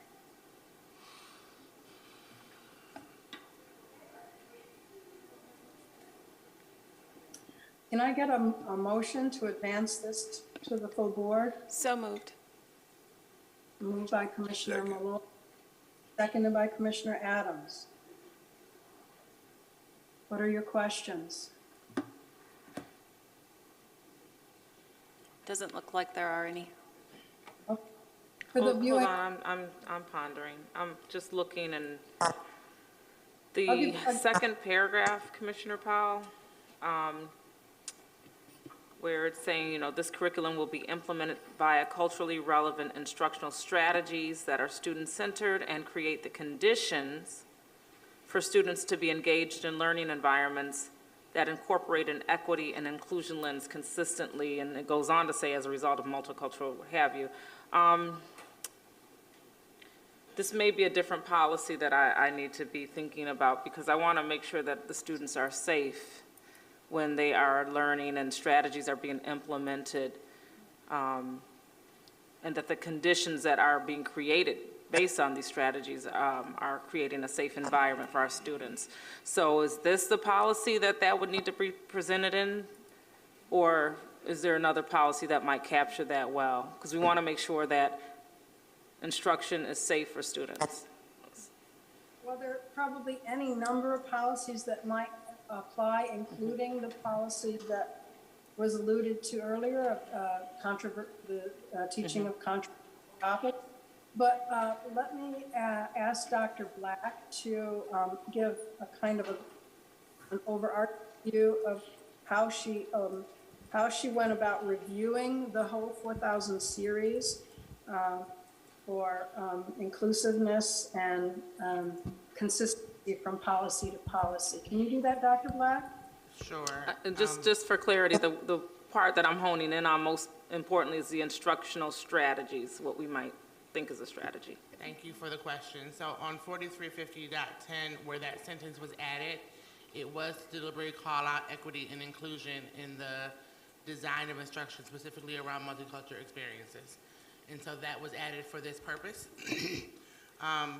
The thought around adding psychological safety or safe learning environments from an intellectual standpoint could be included in this policy. However, I probably believe that that statement or that call out should be in a more global policy. If we were to only insert it into this policy, it would kind of hamstring our safety and intellectual safety constraints to only in the teaching of multicultural education, which we don't want to do. So we do need to find a policy, and I'll work with our council to find the place where we actually call out intellectual safety and safety of learning environments that encompasses all of the instruction that we want students to experience, not just multicultural instruction. That's perfect, and I appreciate that response, Dr. Black. And to make sure I understood you properly, there will be some initiative to identify a global policy that will call out safety and overall instruction and safety for our students. Yes, ma'am. Okay, thank you so much. To the second part of Commissioner Powell's ask of me to just describe how we've gone through the 4,000 series, we went through a pretty lengthy process of working with our executive cabinet and the respective content area directors to provide insight and updates to our policies that ensure that with the collection of the 4,000s, when we look at the overall experience we want to cultivate for students, is captured in all of the totality of the policies. And so they should start to have a consistent feel around calling out the kinds of high-quality learning experiences we want to have across the board. So that language should be consistent, and on the prior behest very early on, calling out equity and inclusion and diversity where appropriate. Thank you. Okay, I appreciate the question, Commissioner Simmons, and it seems particularly relevant given some of the issues he faced this past week and a half. Any other questions on 4350? It doesn't look like any of the other commissioners have questions. Okay, then we're ready to go to a vote. All in remember that the open meetings law allows for video conferencing when commissioners are on camera and able to vote. And So voting only on electronically and not allowing the viewing audience to see us vote is undermining the open meetings law. So with that, all in favor? Aye. Aye. Aye. Aye. Online voting is now open. I'm sorry? Yes, thank you.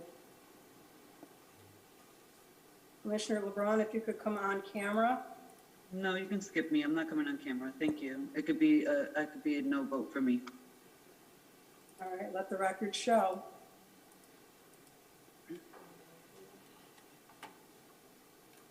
Well, actually, it can't be a no vote because the open meetings law calls for you to be visible regardless of your vote. So I think we're going to have to count you as not present. That's fine.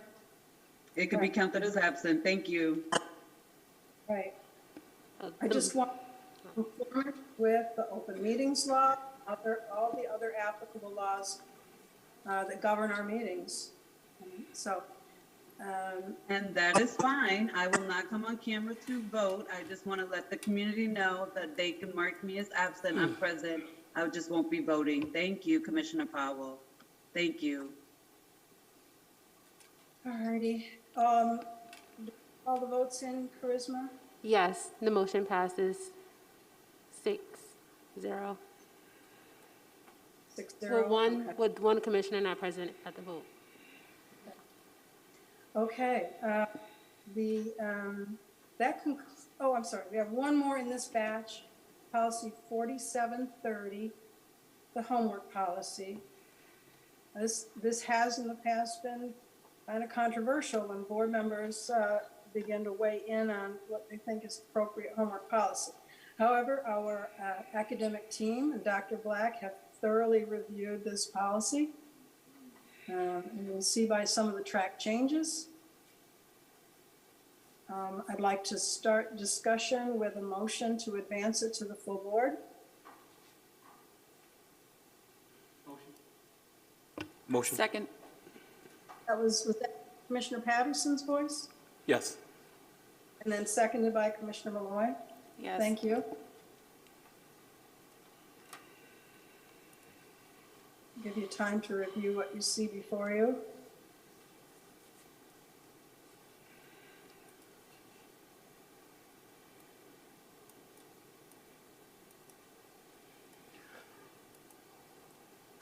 Are there any questions?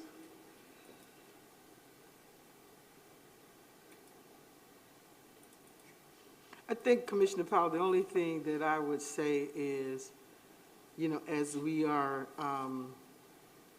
approving these policies, and I think you mentioned it earlier about, you know, I'm wondering just how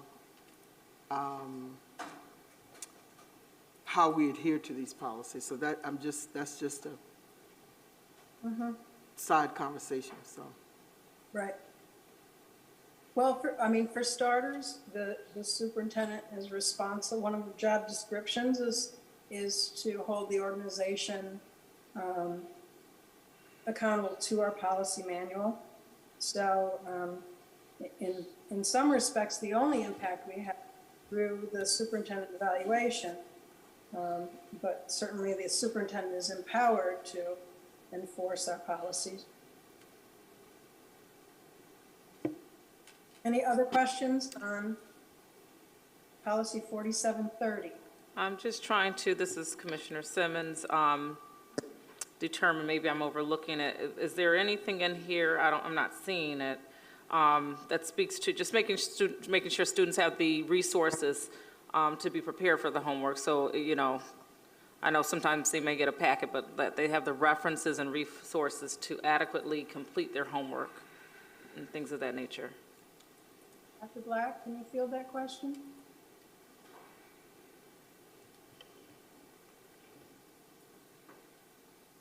Good evening again. So in the revision of this particular policy, we did not call out what needs to happen necessarily in the home. If you look at the revisions, we took a lot of the values-laden language away to prevent us for scribing what should happen in homes, in terms of what should Yeah, happen in homes. I'm not really speaking of in-home, I'm talking about on the district's end of accountability as far as sending the students home with the materials that they need to bring home. So once they're home, that, I know that, you know, we may not be able to dictate certain things there, but are we making sure that they are equipped with the materials they need to be successful at home once they do get there? So that was not included explicitly. I think the loose connection could be referenced in number 4, but we did not call out that we need to make sure that we send appropriate materials home so that it can happen, except in the language in number 4. So if the homework is appropriate and we do what we're supposed to do in terms of providing the learning experiences, then that's almost inherent. But if we need to be more explicit, we can make the modification. Yeah, because sometimes I get feedback about materials and questions about that, so I would love to see something, you know, it doesn't have to be crazy, but something that references the materials going with the student would be helpful. Commissioner Powell? And there's, just to sort of go along with that, there's something about, there's research around time on task.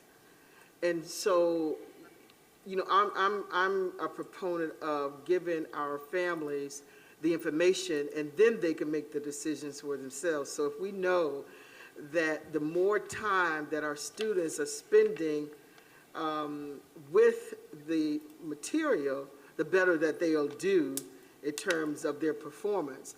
And I don't know, and I would think that, you know, something to that effect would be in there. We have the research, but as I've said over and over again, we don't always communicate that research to our families in a way in which they can also be as empowered to do their end. And so I was wanting to see, I thought I would see something else in this particular policy around, more to your point about it being somewhat value laden is what I was thinking that would help parents. So, but I understand the point that we don't want to dictate, but I'm just thinking from a perspective of for informational purposes, you know, that, so. Yeah, because young parents may not know, you know, the information around, you know, if they spend more time in it. It's not that they can't do it, that they don't have the capacity to do it. They just need to spend more time on it, you know. So that kind of information, I believe, has to resonate with our families. You know, they talk about math. I can't do math, right? Spend more time on it. They'll get it, you know, so. Thank you for that input, President Elliott. Any other comments? Hearing none, are we ready to cast our votes to advance this out of committee? All in favor? Aye.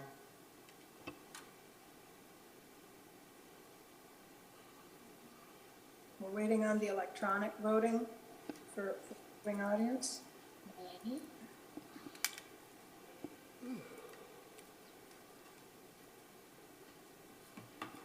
Just waiting on one more commissioner. It hasn't come up on mine.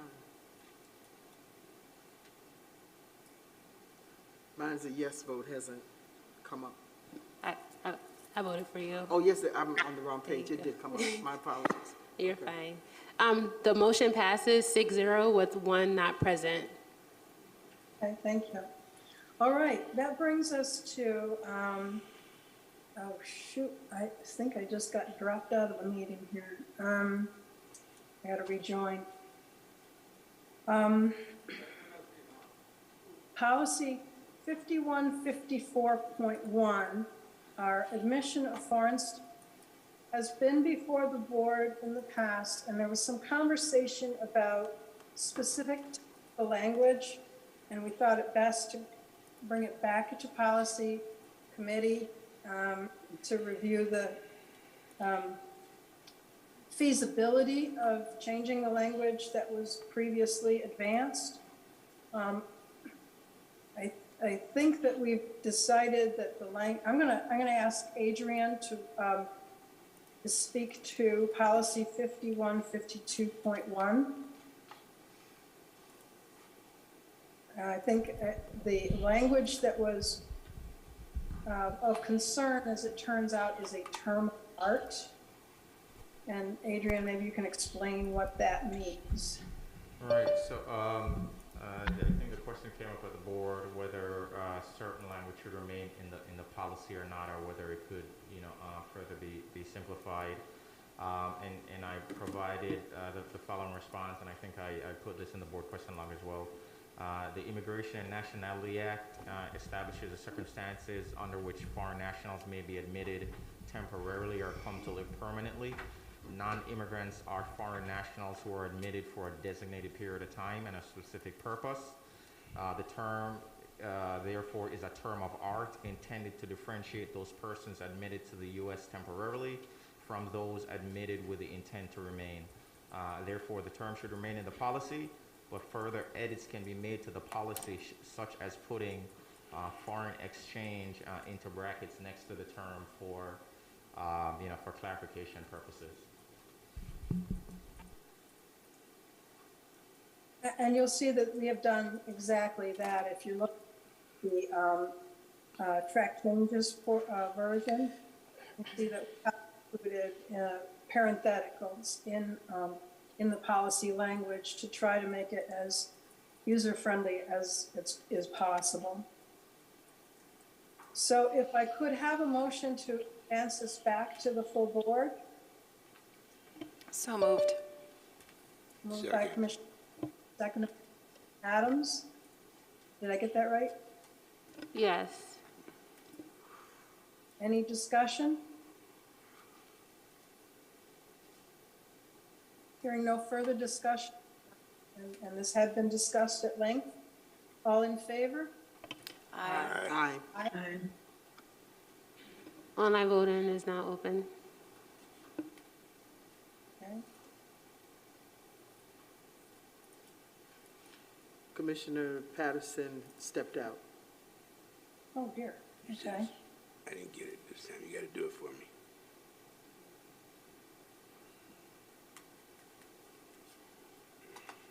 All right. Motion passes 5-0 with 2 commissioners not present at the time. Commissioner LeBron did- Actually, I voted, I said aye on record. You can roll the tape back, and I submitted a yes. So I don't know if you were counting me as a non-vote, but I voted. Thank you. No problem. I'll change it. So just to clarify, motion passes 6-0 with 1 commissioner not present at the time of vote. But the vote has, because we haven't yet closed out the vote, and I see that Commissioner Patterson has returned, let's give him an opportunity to cast his vote. He has declined to vote. He just walked in.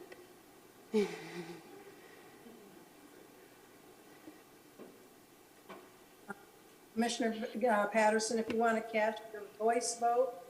Voice vote, yes. Okay. All right, so that should make it unanimous then. All right. All right, we're almost through this agenda, and right around when we hoped it would end. Are we all set, Charisma? Yes, it passes unanimously.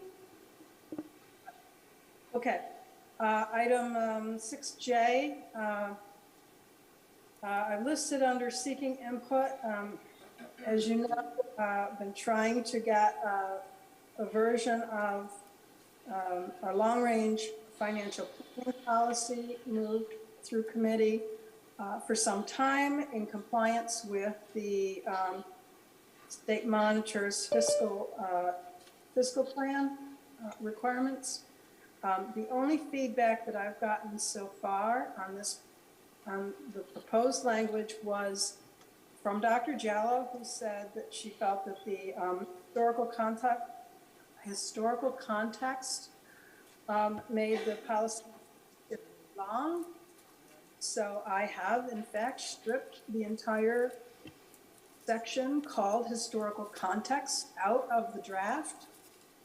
And so the current draft reads as has been presented to the committee and on board docs. I'm not convinced that this is the best policy we could possibly have, but so far It's the best I've been able to get with the input that I've received. So I'm providing it to you tonight as an FYI, so that folks know that we're still making a good faith effort to get this policy moving. And I would like to move it through the committee next month.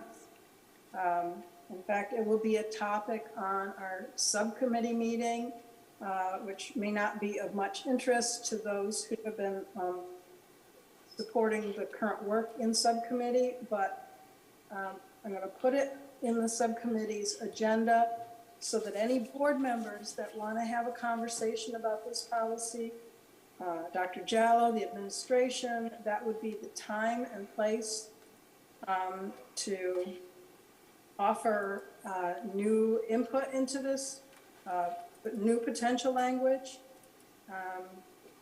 I really just don't want to advance it through the board at this stage because I'm not convinced that I've heard from everyone who has some important contribution to make. Okay? So that was just an FYI. The next topic, 6K, policy update. We do have one last policy that came before the board and then kind of shrunk back, and that's policy 7000. We're still tinkering with some of the language on that. We hopefully will have that for you by next month as well. And I believe that completes our agenda except for the completion of the board survey. If I could ask folks to just take a moment to quietly go through.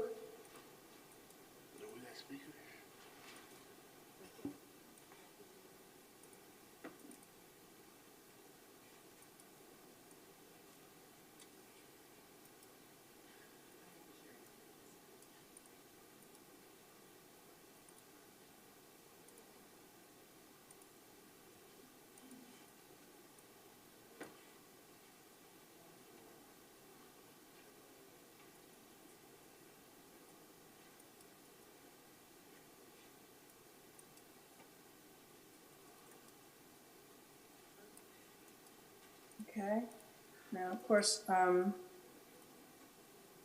because we came behind another committee, I'm not sure the start time applies, but we did do our best to finish when we told the public that they would be able to come on board for their speakers to the special meeting. So I appreciate everyone's time and indulgence. I know it might seem like tedious work because we're, trying to push through the entire policy manual, and sometimes there are changes to be discussed, and sometimes we're really advocating for continuing on with the same policy. So, again, to all my colleagues, thank you for your time and your indulgence. And I will accept a motion to adjourn the policy committee meeting. So moved. Special meeting. I have a motion from Commissioner Malloy. Second. Commissioner Simmons. All in favor? Aye. Aye. Thanks. Online voting is now open. Thank you. And Commissioner Elliott, the gavel is yours. Thank you, Commissioner Powell. We will now go into the special meeting to convene for consideration of resolutions. But first, we need a motion to suspend the terms of the video conferencing policy 2350. Can I get a motion, please? So moved. Is there a second? Second. Any discussion on this, to suspend the policy? Any discussion? I have just a quick question. Do we have to do this at the beginning of each meeting then? I thought we It's already on my voted agenda, this, so I'm going to do it. Only when there are more than one person on video. Okay, Yeah. thanks. Yeah. All those in favor? Aye. Aye. Any opposed? All right, thank you. All right, we have a number of speakers who are here to address some agenda items and Callie, I'm gonna turn it over to you. Thank you very much. So I'm going to be calling our speakers for today. Welcome everyone to the special meeting. Several speakers did sign up to speak in person but have subsequently switched to on Zoom. So the list that is on board docs will be updated accordingly. So our first speaker is Isaiah Santiago, who is a student and who is addressing the board regarding the budget. He is in person, or he signed up to be in person. Oh, there you are, Isaiah. All right, whenever you're ready, please come up to the podium.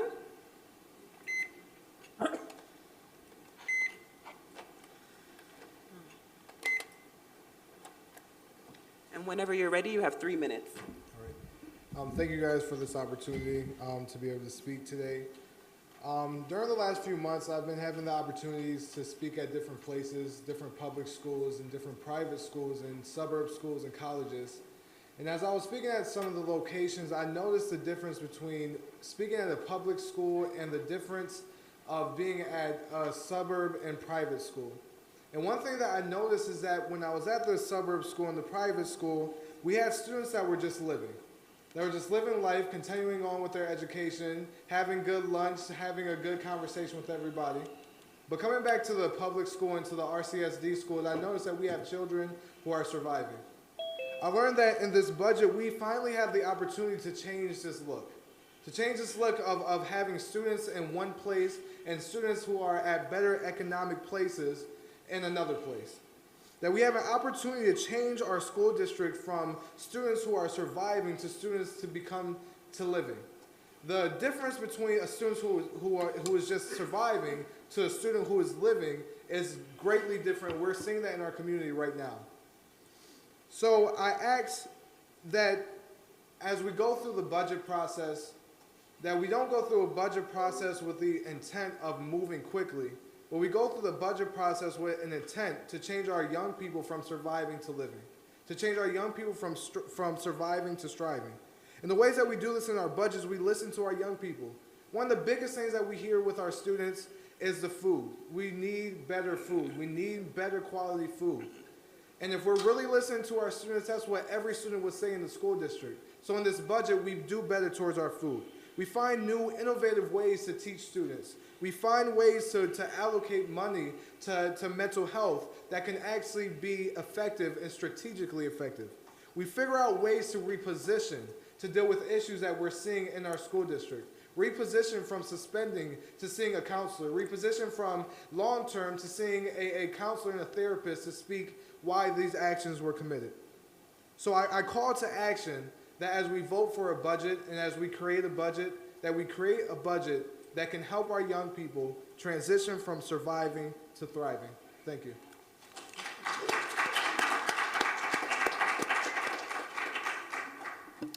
Thank you very much, Isaiah. We appreciate your comments. Our next speaker is Diveth Garcia, a parent who is addressing the board regarding mental health services, and she is also in person. District Clerk Wade, I will be translating. Thank you very for much. Ms. Garcia. Thank you. Okay. Whenever you're ready, you have 3 minutes. Okay. Buenas noches. Good evening. Mi nombre es Diveth García, vicepresidenta del Concilio de Educación Bilingüe. My name is Diveth Garcia, Vice President of the Bilingual Education Council. Nosotros en el Concilio de Educación Bilingüe apoyamos la iniciativa de The Kid Agenda para proteger la salud mental de los niños. The Bilingual Education Council supports the Children's Agenda's initiative to protect children's mental health. Por otra parte, me dirijo a ustedes como madre de un joven y un niño que son parte del distrito escolar de la ciudad de Rochester. In addition, I am speaking to you today as the mother of a young man and a young boy who are part of the Rochester City School District. Uno de mis hijos tiene autismo y desde que comenzó la pandemia del COVID ha sufrido cambios drásticos que han impactado su comportamiento. One of my sons has autism, and since the COVID pandemic began, he has undergone drastic changes that have impacted his behavior. Esta situación ha afectado la salud emocional de sus hermanos y de la familia en general, ya que se han disparado los niveles de estrés en nuestro hogar. This situation has affected the emotional health of his siblings and the family in general, since the stress levels in our home have skyrocketed. Entiendo que es imprescindible que los niños reciban ayuda y consejería para manejar todos estos sentimientos y emociones que no pueden entender y lidiar. I understand that it is essential that children receive help and counseling to manage all those feelings and emotions that they cannot understand and deal with. Especialmente en estos tiempos en los que de una manera u otra todos nos hemos visto afectados, ya sea por la pandemia o la violencia en nuestra comunidad y en las escuelas. Especially during these times when in one way or another, we have all been affected by either the pandemic or the violence in our community and schools. Hay un dicho que dice, es más fácil construir niños fuertes que reparar adultos rotos. There's a saying, it is easier to build strong children than repair broken adults. Nosotros podemos hacer la diferencia en el desarrollo de los niños, proveyéndoles la consejería y los recursos que ellos necesitan. We can make a difference in children's development by providing them with the counseling and resources they need. Queremos que estos niños tengan la salud mental para enfrentar el mundo y que sean en el futuro ciudadanos de bien en nuestra comunidad. We want these children to have the mental health to face the world and to be good citizens for our community in the future. Antes de concluir, Before I conclude, quisiera decirle lo duro y lo difícil que es como madre soltera. I would like you to know how difficult it is as a single mother.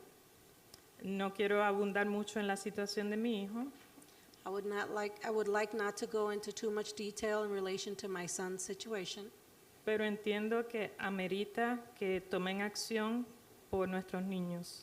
but I want you to know that this merits that you take action for our children. Muchas gracias y buenas noches. Thank you very much and have a good evening. Gracias. Thank you very much, Adivet. We appreciate your comments. Gracias. Our next speaker is Ismadelin Santana, a parent. I hope I pronounced your name right. Okay, wonderful. She is addressing the board in person regarding the budget.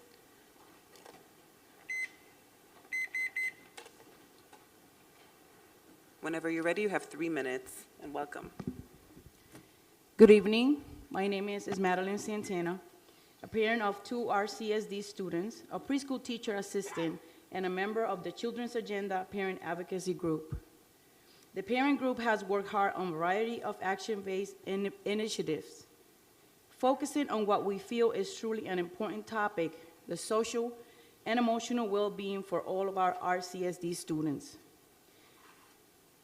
With the closing of the schools due to COVID-19 and the horrifying homicides, crime, and violence, I am here today to express my concern regarding mental health services for all of our children and youth in our community.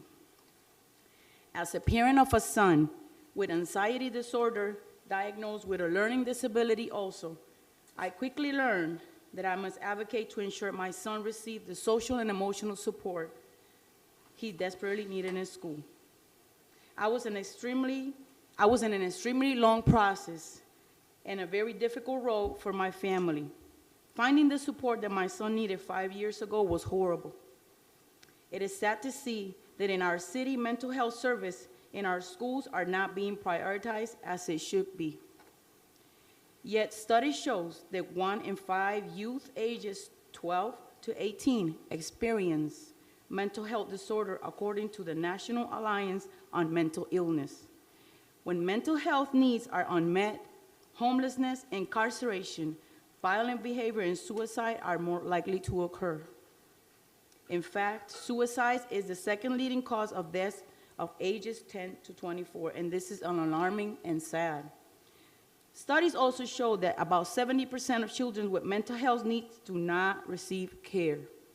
This may be due to factors such as insurance, poverty, shortage of providers, funding, and more. I wonder if the Rochester City School Board is expecting our children to flourish educationally without supporting their social and emotional needs.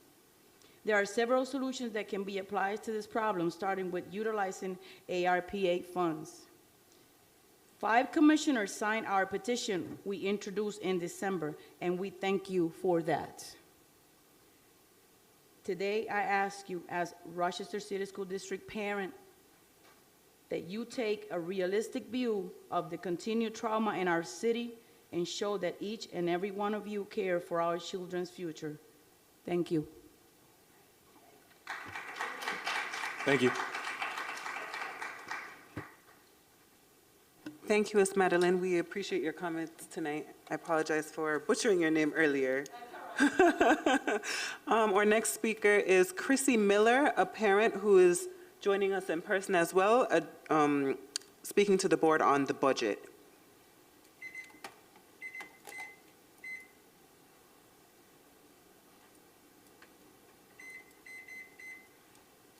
Whenever you're ready, Chrissy, you have 3 minutes. Welcome. Hi, my name is Chrissy Miller. I am parent of a 8-year-old. He goes to 29th school. He's autistic. I'm standing here today as his mom I'm really to say to you guys, we as a whole need to stand together.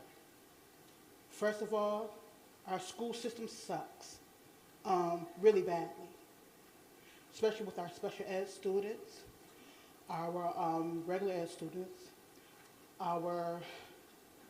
it's just everything. School closing, kids on top of each other, and it's not helping our students at all.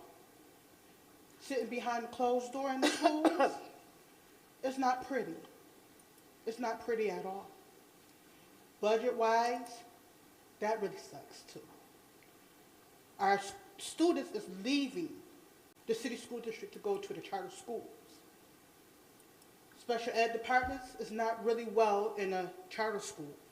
And half of the parents want to come back, but they trying to figure out why. And they not helping, y'all guys are not helping our students when they need their speech, when they need their physical therapy, when they need anything else through the school district. Nobody don't care. Everybody just brush everything up under the rug instead of helping our students. And that's not okay. If I have to, as a parent, I will stand for what's right for our students, mental health-wise and everything else. This is not right for our students, for our parents. It's not fair for us. I'm going to always continue to speak on what I have to speak on about our children, our budget, and most definitely mental health. That's important to have in our schools for our students. That's truly important, because now you see every day and you hear on the news where kids getting bullied, kids killing themselves behind social media, behind Facebook. We need to stand in this gap together to help our children to have this mental health and have different agencies to come in to help our children. And with the budget situation, I hope that, matter of fact, let me switch what I'm about to say on this part. Budget-wise, before you pass on a budget, we need to have parents come in to work with you, to understand the budget, number one, and to work together as one, not separately, but as one to prove the bill together. And this is what we need to do for our students and our parents also.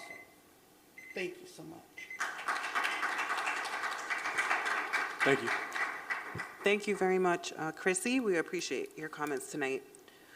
Our next speaker is Catherine Ballroth, a parent who is joining us on Zoom, I take it. Yeah, I'm here. Can you hear me? Yes, I can. Welcome. Thank you so much. Good evening, commissioners. My name is Catherine Baroth. I'm the parent of 2 scholars in the district. We all know how traumatic the last 2 years have been for our community. It's hit our family too. I have 1 less niece than I used to. However, I'm not here to tell you what you already know. I'm here to speak to the budget, that document that has been so fraught with confusion. First, I hope you truly understand whatever it is that you sign off on next week, that you really understand it. Were all of your questions and concerns adequately addressed? Secondly, I hold those of you who signed the pledge to support student mental health to that pledge. Our community is literally bleeding. The RCSD must act as a responsible and caring community partner and use adequate COVID funding to do its part to stop this bleeding. Our kids are dying. Our kids are hurting. That said, the district absolutely must involve students and families when addressing these mental health issues. Have they? Our children cannot learn if they are hurting, but RCSD does not ask them and their families what they need.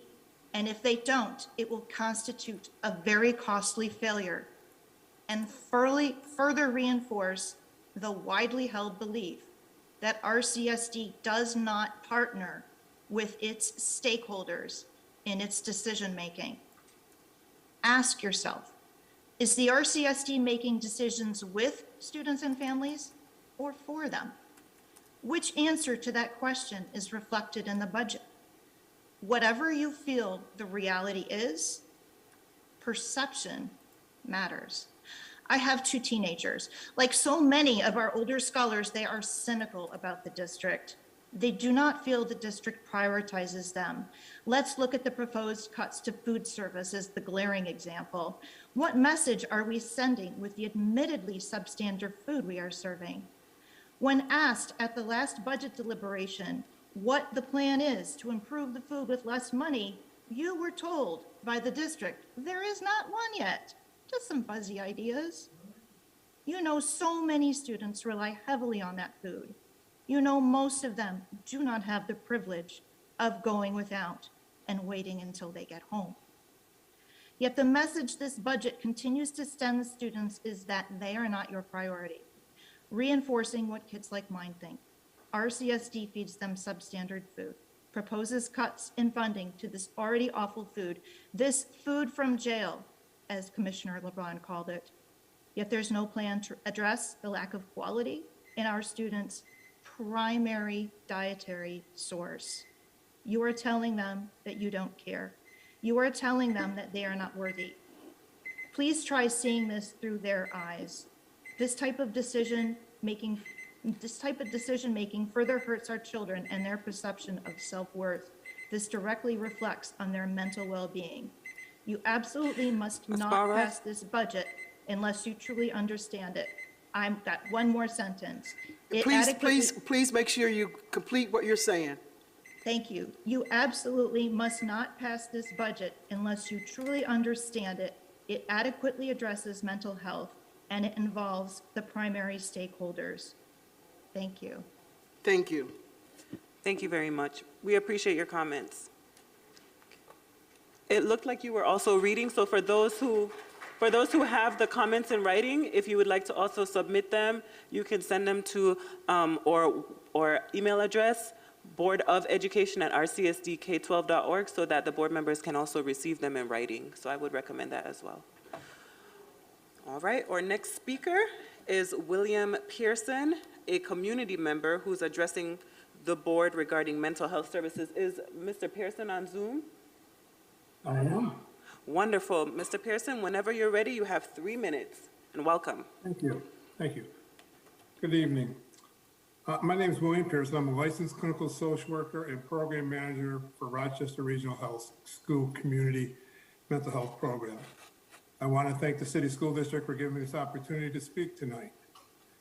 I have worked with our youth since 1978. I may not look that old, but I am that old. I spent over 35 years working at St. Josephsville, working with and supporting our traumatized and troubled youth and their families. I've worked the past 10 years at Rochester Regional developing our community-based program. I'm used to hearing people say, what is wrong with our children? Rarely do I ever hear what has happened to them. Every day, our children are living in a traumatic world. You know what I'm talking about, every day. Our children come to school. That's if they do come, and they have to make a choice, learning brain or survival brain. Do they really have a choice? You cannot learn if you're constantly in survival brain. As adults, we should have those skills to regulate, to deal with the pressures and the needs of today. But there are so many traumas that our families and children are facing every day. We expect our children to be self-regulating. We expect them to move on like nothing has happened or is happening in their lives. Our children are in survival brain all the time. They need to react. They need to be quick so they are safe. In survival brain, it's about me, not us. A loud bang, someone yelling, kids fighting, someone looking at me. Am I safe? Am I okay? Kids don't have time to think. They have to react. They have to be safe. As adults, as teachers, we need to be asking the question, what has happened to this child, not what's wrong with them. I want to be very clear. I'm not saying that their behavior is okay. They should not be held accountable. We have to support our children, not punish them. We have to provide them with the supports anywhere and any way we can. Our children need to be in school. They need more supports than the city school district can provide. There are a lot of community partners like us that are available to support the schools, teachers, and most importantly, the students. Please remember, if anything, it's not what's wrong with them, it's what's happened. Thank you. Thank you very much, William. We appreciate your comments, and thank you for joining us. Have a good night. Thank you. You too. Thanks. Okay, we are going to welcome our next speaker, Ira Brunson, a community member who is joining us in person. Is Ira there? I'm on Zoom. Oh, you're actually. on Zoom? Okay, wonderful. All right, Ira, let me change that here. Whenever you're ready, you have 3 minutes. Welcome. All right. I'm speaking because I'm a member of the Children's Agenda. I'm also a teacher's aide in the UPK Upstart program. I don't directly see what the older children are going through, but I know where they start because I work with the younger children, and their situation is not going to change like overnight as soon as they get older. They're still going to come from broken families who are still feeling the effects of COVID, who are still struggling financially, who are still struggling mentally, and they're not going to get that support all of a sudden as soon as they go to the Rochester City School District. They're still going to have those burdens on them. And while they're going to school, while they're putting on education and trying to better themselves, they still have to worry about, am I going to eat when I go home? Am I going to have a safe place to sleep when I go home? Is my family still going to be put together? Am I going to be taking care of my aunt or my grandmother? All those worries are going through their head, and instead of them being shown how to deal with it, they're just reacting and being put on blames and biases. So their self-worth is going down. They're not even, feeling motivated to pursue a greater future for themselves. So that's why I think mental health is so important, and having a safe zone and help zones for them and having counselors on site is really important, so you can guide them in the path, how they should react, how they can have a better self-image about themselves. So just seeing the start of it, I can advocate for, how they might end up, because it doesn't end when they leave, early education. So that's just what I want to say about that. I really hope that the board is going to think through the measures that they're going to put in place for mental health. Thank you very much.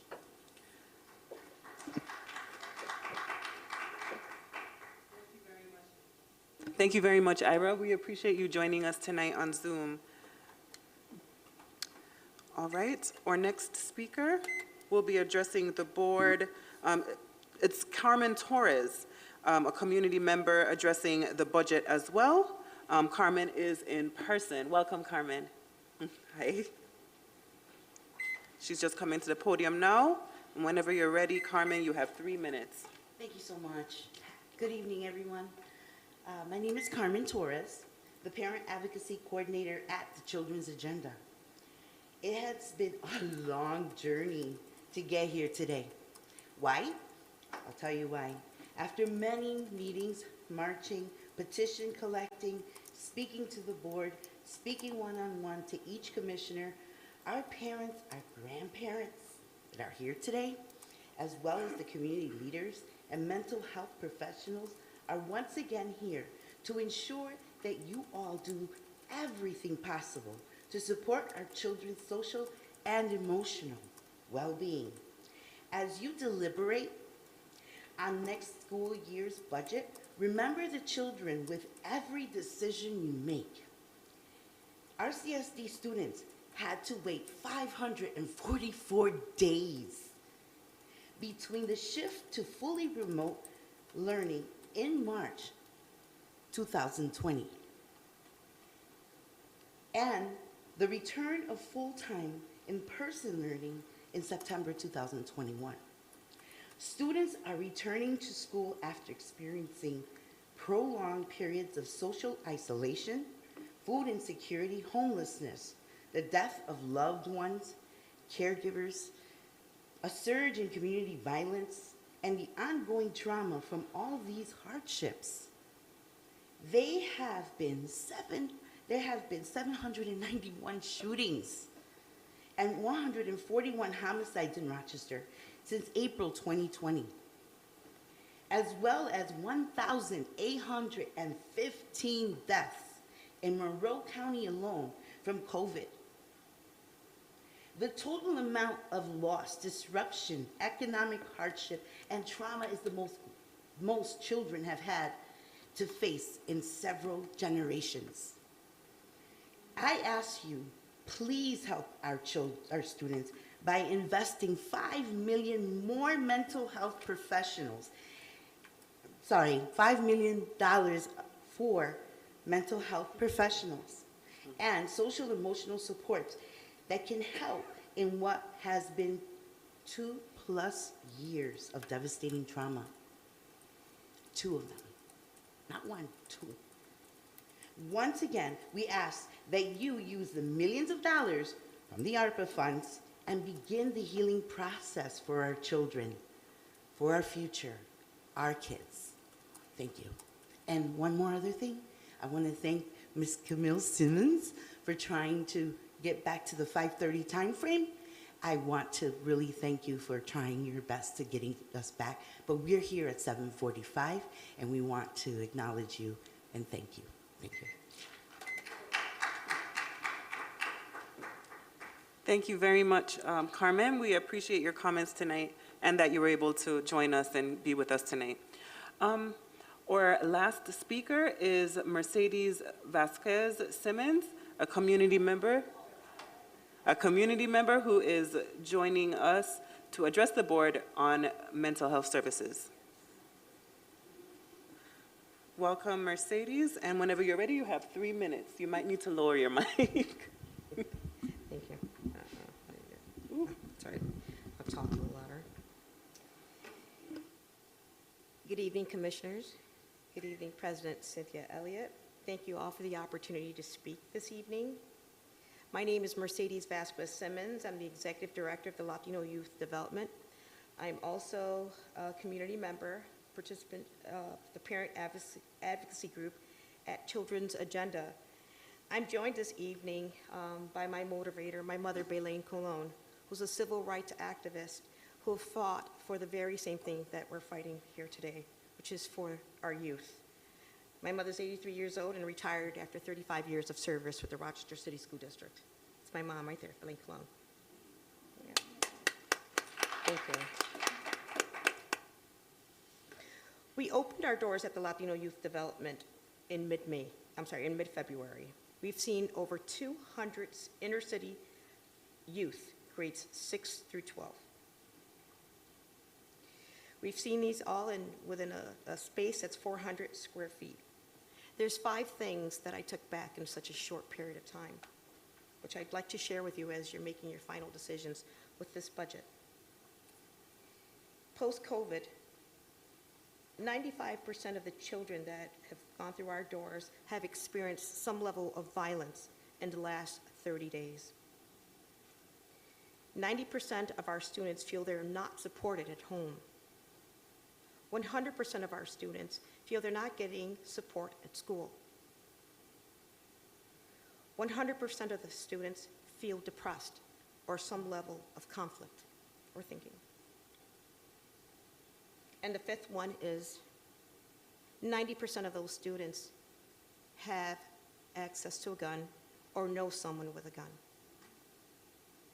As the violence increases and the warm weather approaches, this terrifies me, not only as a community activist and executive director at the Youth Latino, but as a community member and a parent. My son was a graduate at the School of the Arts and have experienced some level of mental health issues. I was fortunate to have the resources to get them the necessary help, but many of the parents that we service here in the Rochester City School District are not that fortunate. I beg you, I implore you, that as a parent and as advocates of our students, and that's what I consider you all as advocates, and I thank you for your commitment to the RCSD students, that you put students first, that you keep their mental health as a priority as you deliberate. Thank you so much for your time. Thank you very much, Mercedes. That does conclude our speakers portion of the special meeting. Back to you, President Elliott. Thank you, and I want to just thank all the speakers for coming out and lending their conversation and experience to our district, and we will take all that what was said under advisement. So thank you so very much. And I also want to just take this opportunity. I saw a post on Facebook about not only appreciating our teachers, but also our principals. So let me just take this opportunity not only to appreciate our principals, and of course we appreciate our teachers last week, but also everybody who works in the Rochester City School District. Just want to express our appreciation for all of you who work in our district. So having said that, we'll move down to consideration of resolutions. And so I'm going to ask for a motion to lift from the table the resolution for the appointment to the administrative tenure area. That is Resolution 541B, and that's from our April 28th, 2022 business meeting. Is there a motion? So moved. Can I get a second? Second. Any questions about resolution, about the motion itself? Yes, President Elliott. Yes. I just want to ask that we tabled it, but it's coming right back to us with literally the same exact title. And that doesn't even make sense. What was the purpose of tabling it? I guess I'm not clear about what that means. I'm going to turn that over to the superintendent. Vice President LeBron, it should have been pulled. So we have to lift it from the table, and then I understand that there's a request to go into executive session regarding that, but it has to be pulled from the table in order to be considered. Do you need a motion for that then? So you have the motion and the second to pull it from the table. That's it, just to pull it from the table so that it can be. I didn't gather that this was a motion to pull from the table. Yes, just the motion to lift from the table. Yep. I'm just reading all of the information that's accompanied in this particular ask. So, yeah. So all in favor? Aye. Aye. Any opposed? Okay. So that motion is lifted. And then I just need the online voting is open. I just didn't record Commissioner LeBron. Oh, there we go. I have Commissioner Patterson. I don't think, did I vote? You did. Okay. Commissioner Patterson, you want me to take it for Take you? a manual. No Thank you. problem. I got it. All right. So passes 6-0. The resolution is lifted from the table. If you need a motion to go into executive. So we don't need to go into executive session right now. For B, we would like to rescind number B. Thank you. All right. So is there any process we need to do with, No, I'll withdraw the resolution. Thank you. okay. All right, can I get a motion on resolution 581? These are suspension appeals. So moved. Second? Second. All right, moved by Commissioner Malloy, second by Commissioner Adams. Any questions on resolution 581? Hearing none, all those in favor? Aye. Any opposed? Okay. The online voting is open. Thank you.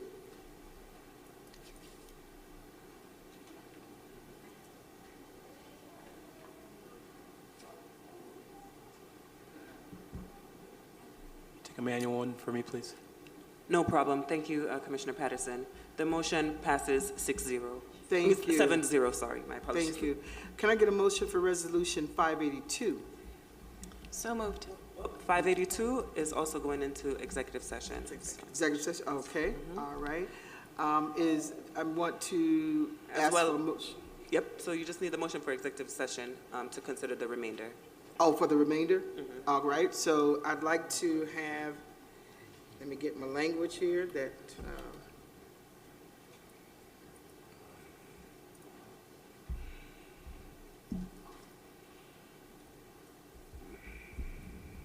so, I need a motion to go into executive session to discuss a personnel matter and to discuss any proposed pending or current litigation. Is there a motion? So moved. Motion. Is there a second? Can I get a second? I'll second. Oh, okay. All those in favor? Aye. Aye, aye. All right, so we're going into executive session, and we will close out in executive session downstairs. So for those of you who want to wait around until we come out of executive session and vote on those, feel free, but at this moment, we're going into executive session. Thank you. Good night. Kalia, do we stay on this link? Please stay on the link. You are, just please stay on the link, and I'll take you downstairs, so give it.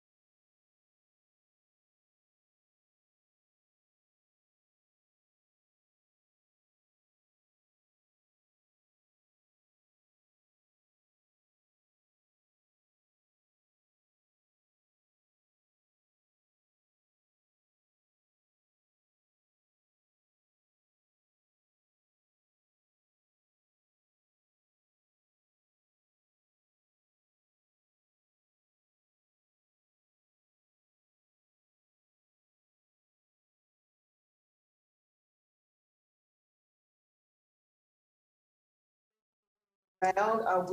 We're out of executive session and we have two resolutions that we need to vote on. And I'm going to ask for a motion for resolution 582 and 583. And can I get a second on that? Was Commissioner Simmons and seconded by Commissioner Adams. Any questions about resolutions 582 and 583? Hearing none, all those in favor? Aye. Any opposed? Aye to 582, nay to 583. Thank you, Vice President. So we will now conclude our meeting. And Wait. 582, yes. 583, no. Okay. Okay. All right. Thank you. Just to iterate that vote, so with Commissioner Malloy absent, the vote on 582 6-0, and the vote on 583 is 4-2. Sorry, 4-2. 4-2. My apologies, with one commissioner absent. All right. So can I just get clarity too? I'm sorry. On board docs, it looks like the resolution is actually 584. So I'm just trying to get clarity on the numbers. I see 582, that's a yes for me.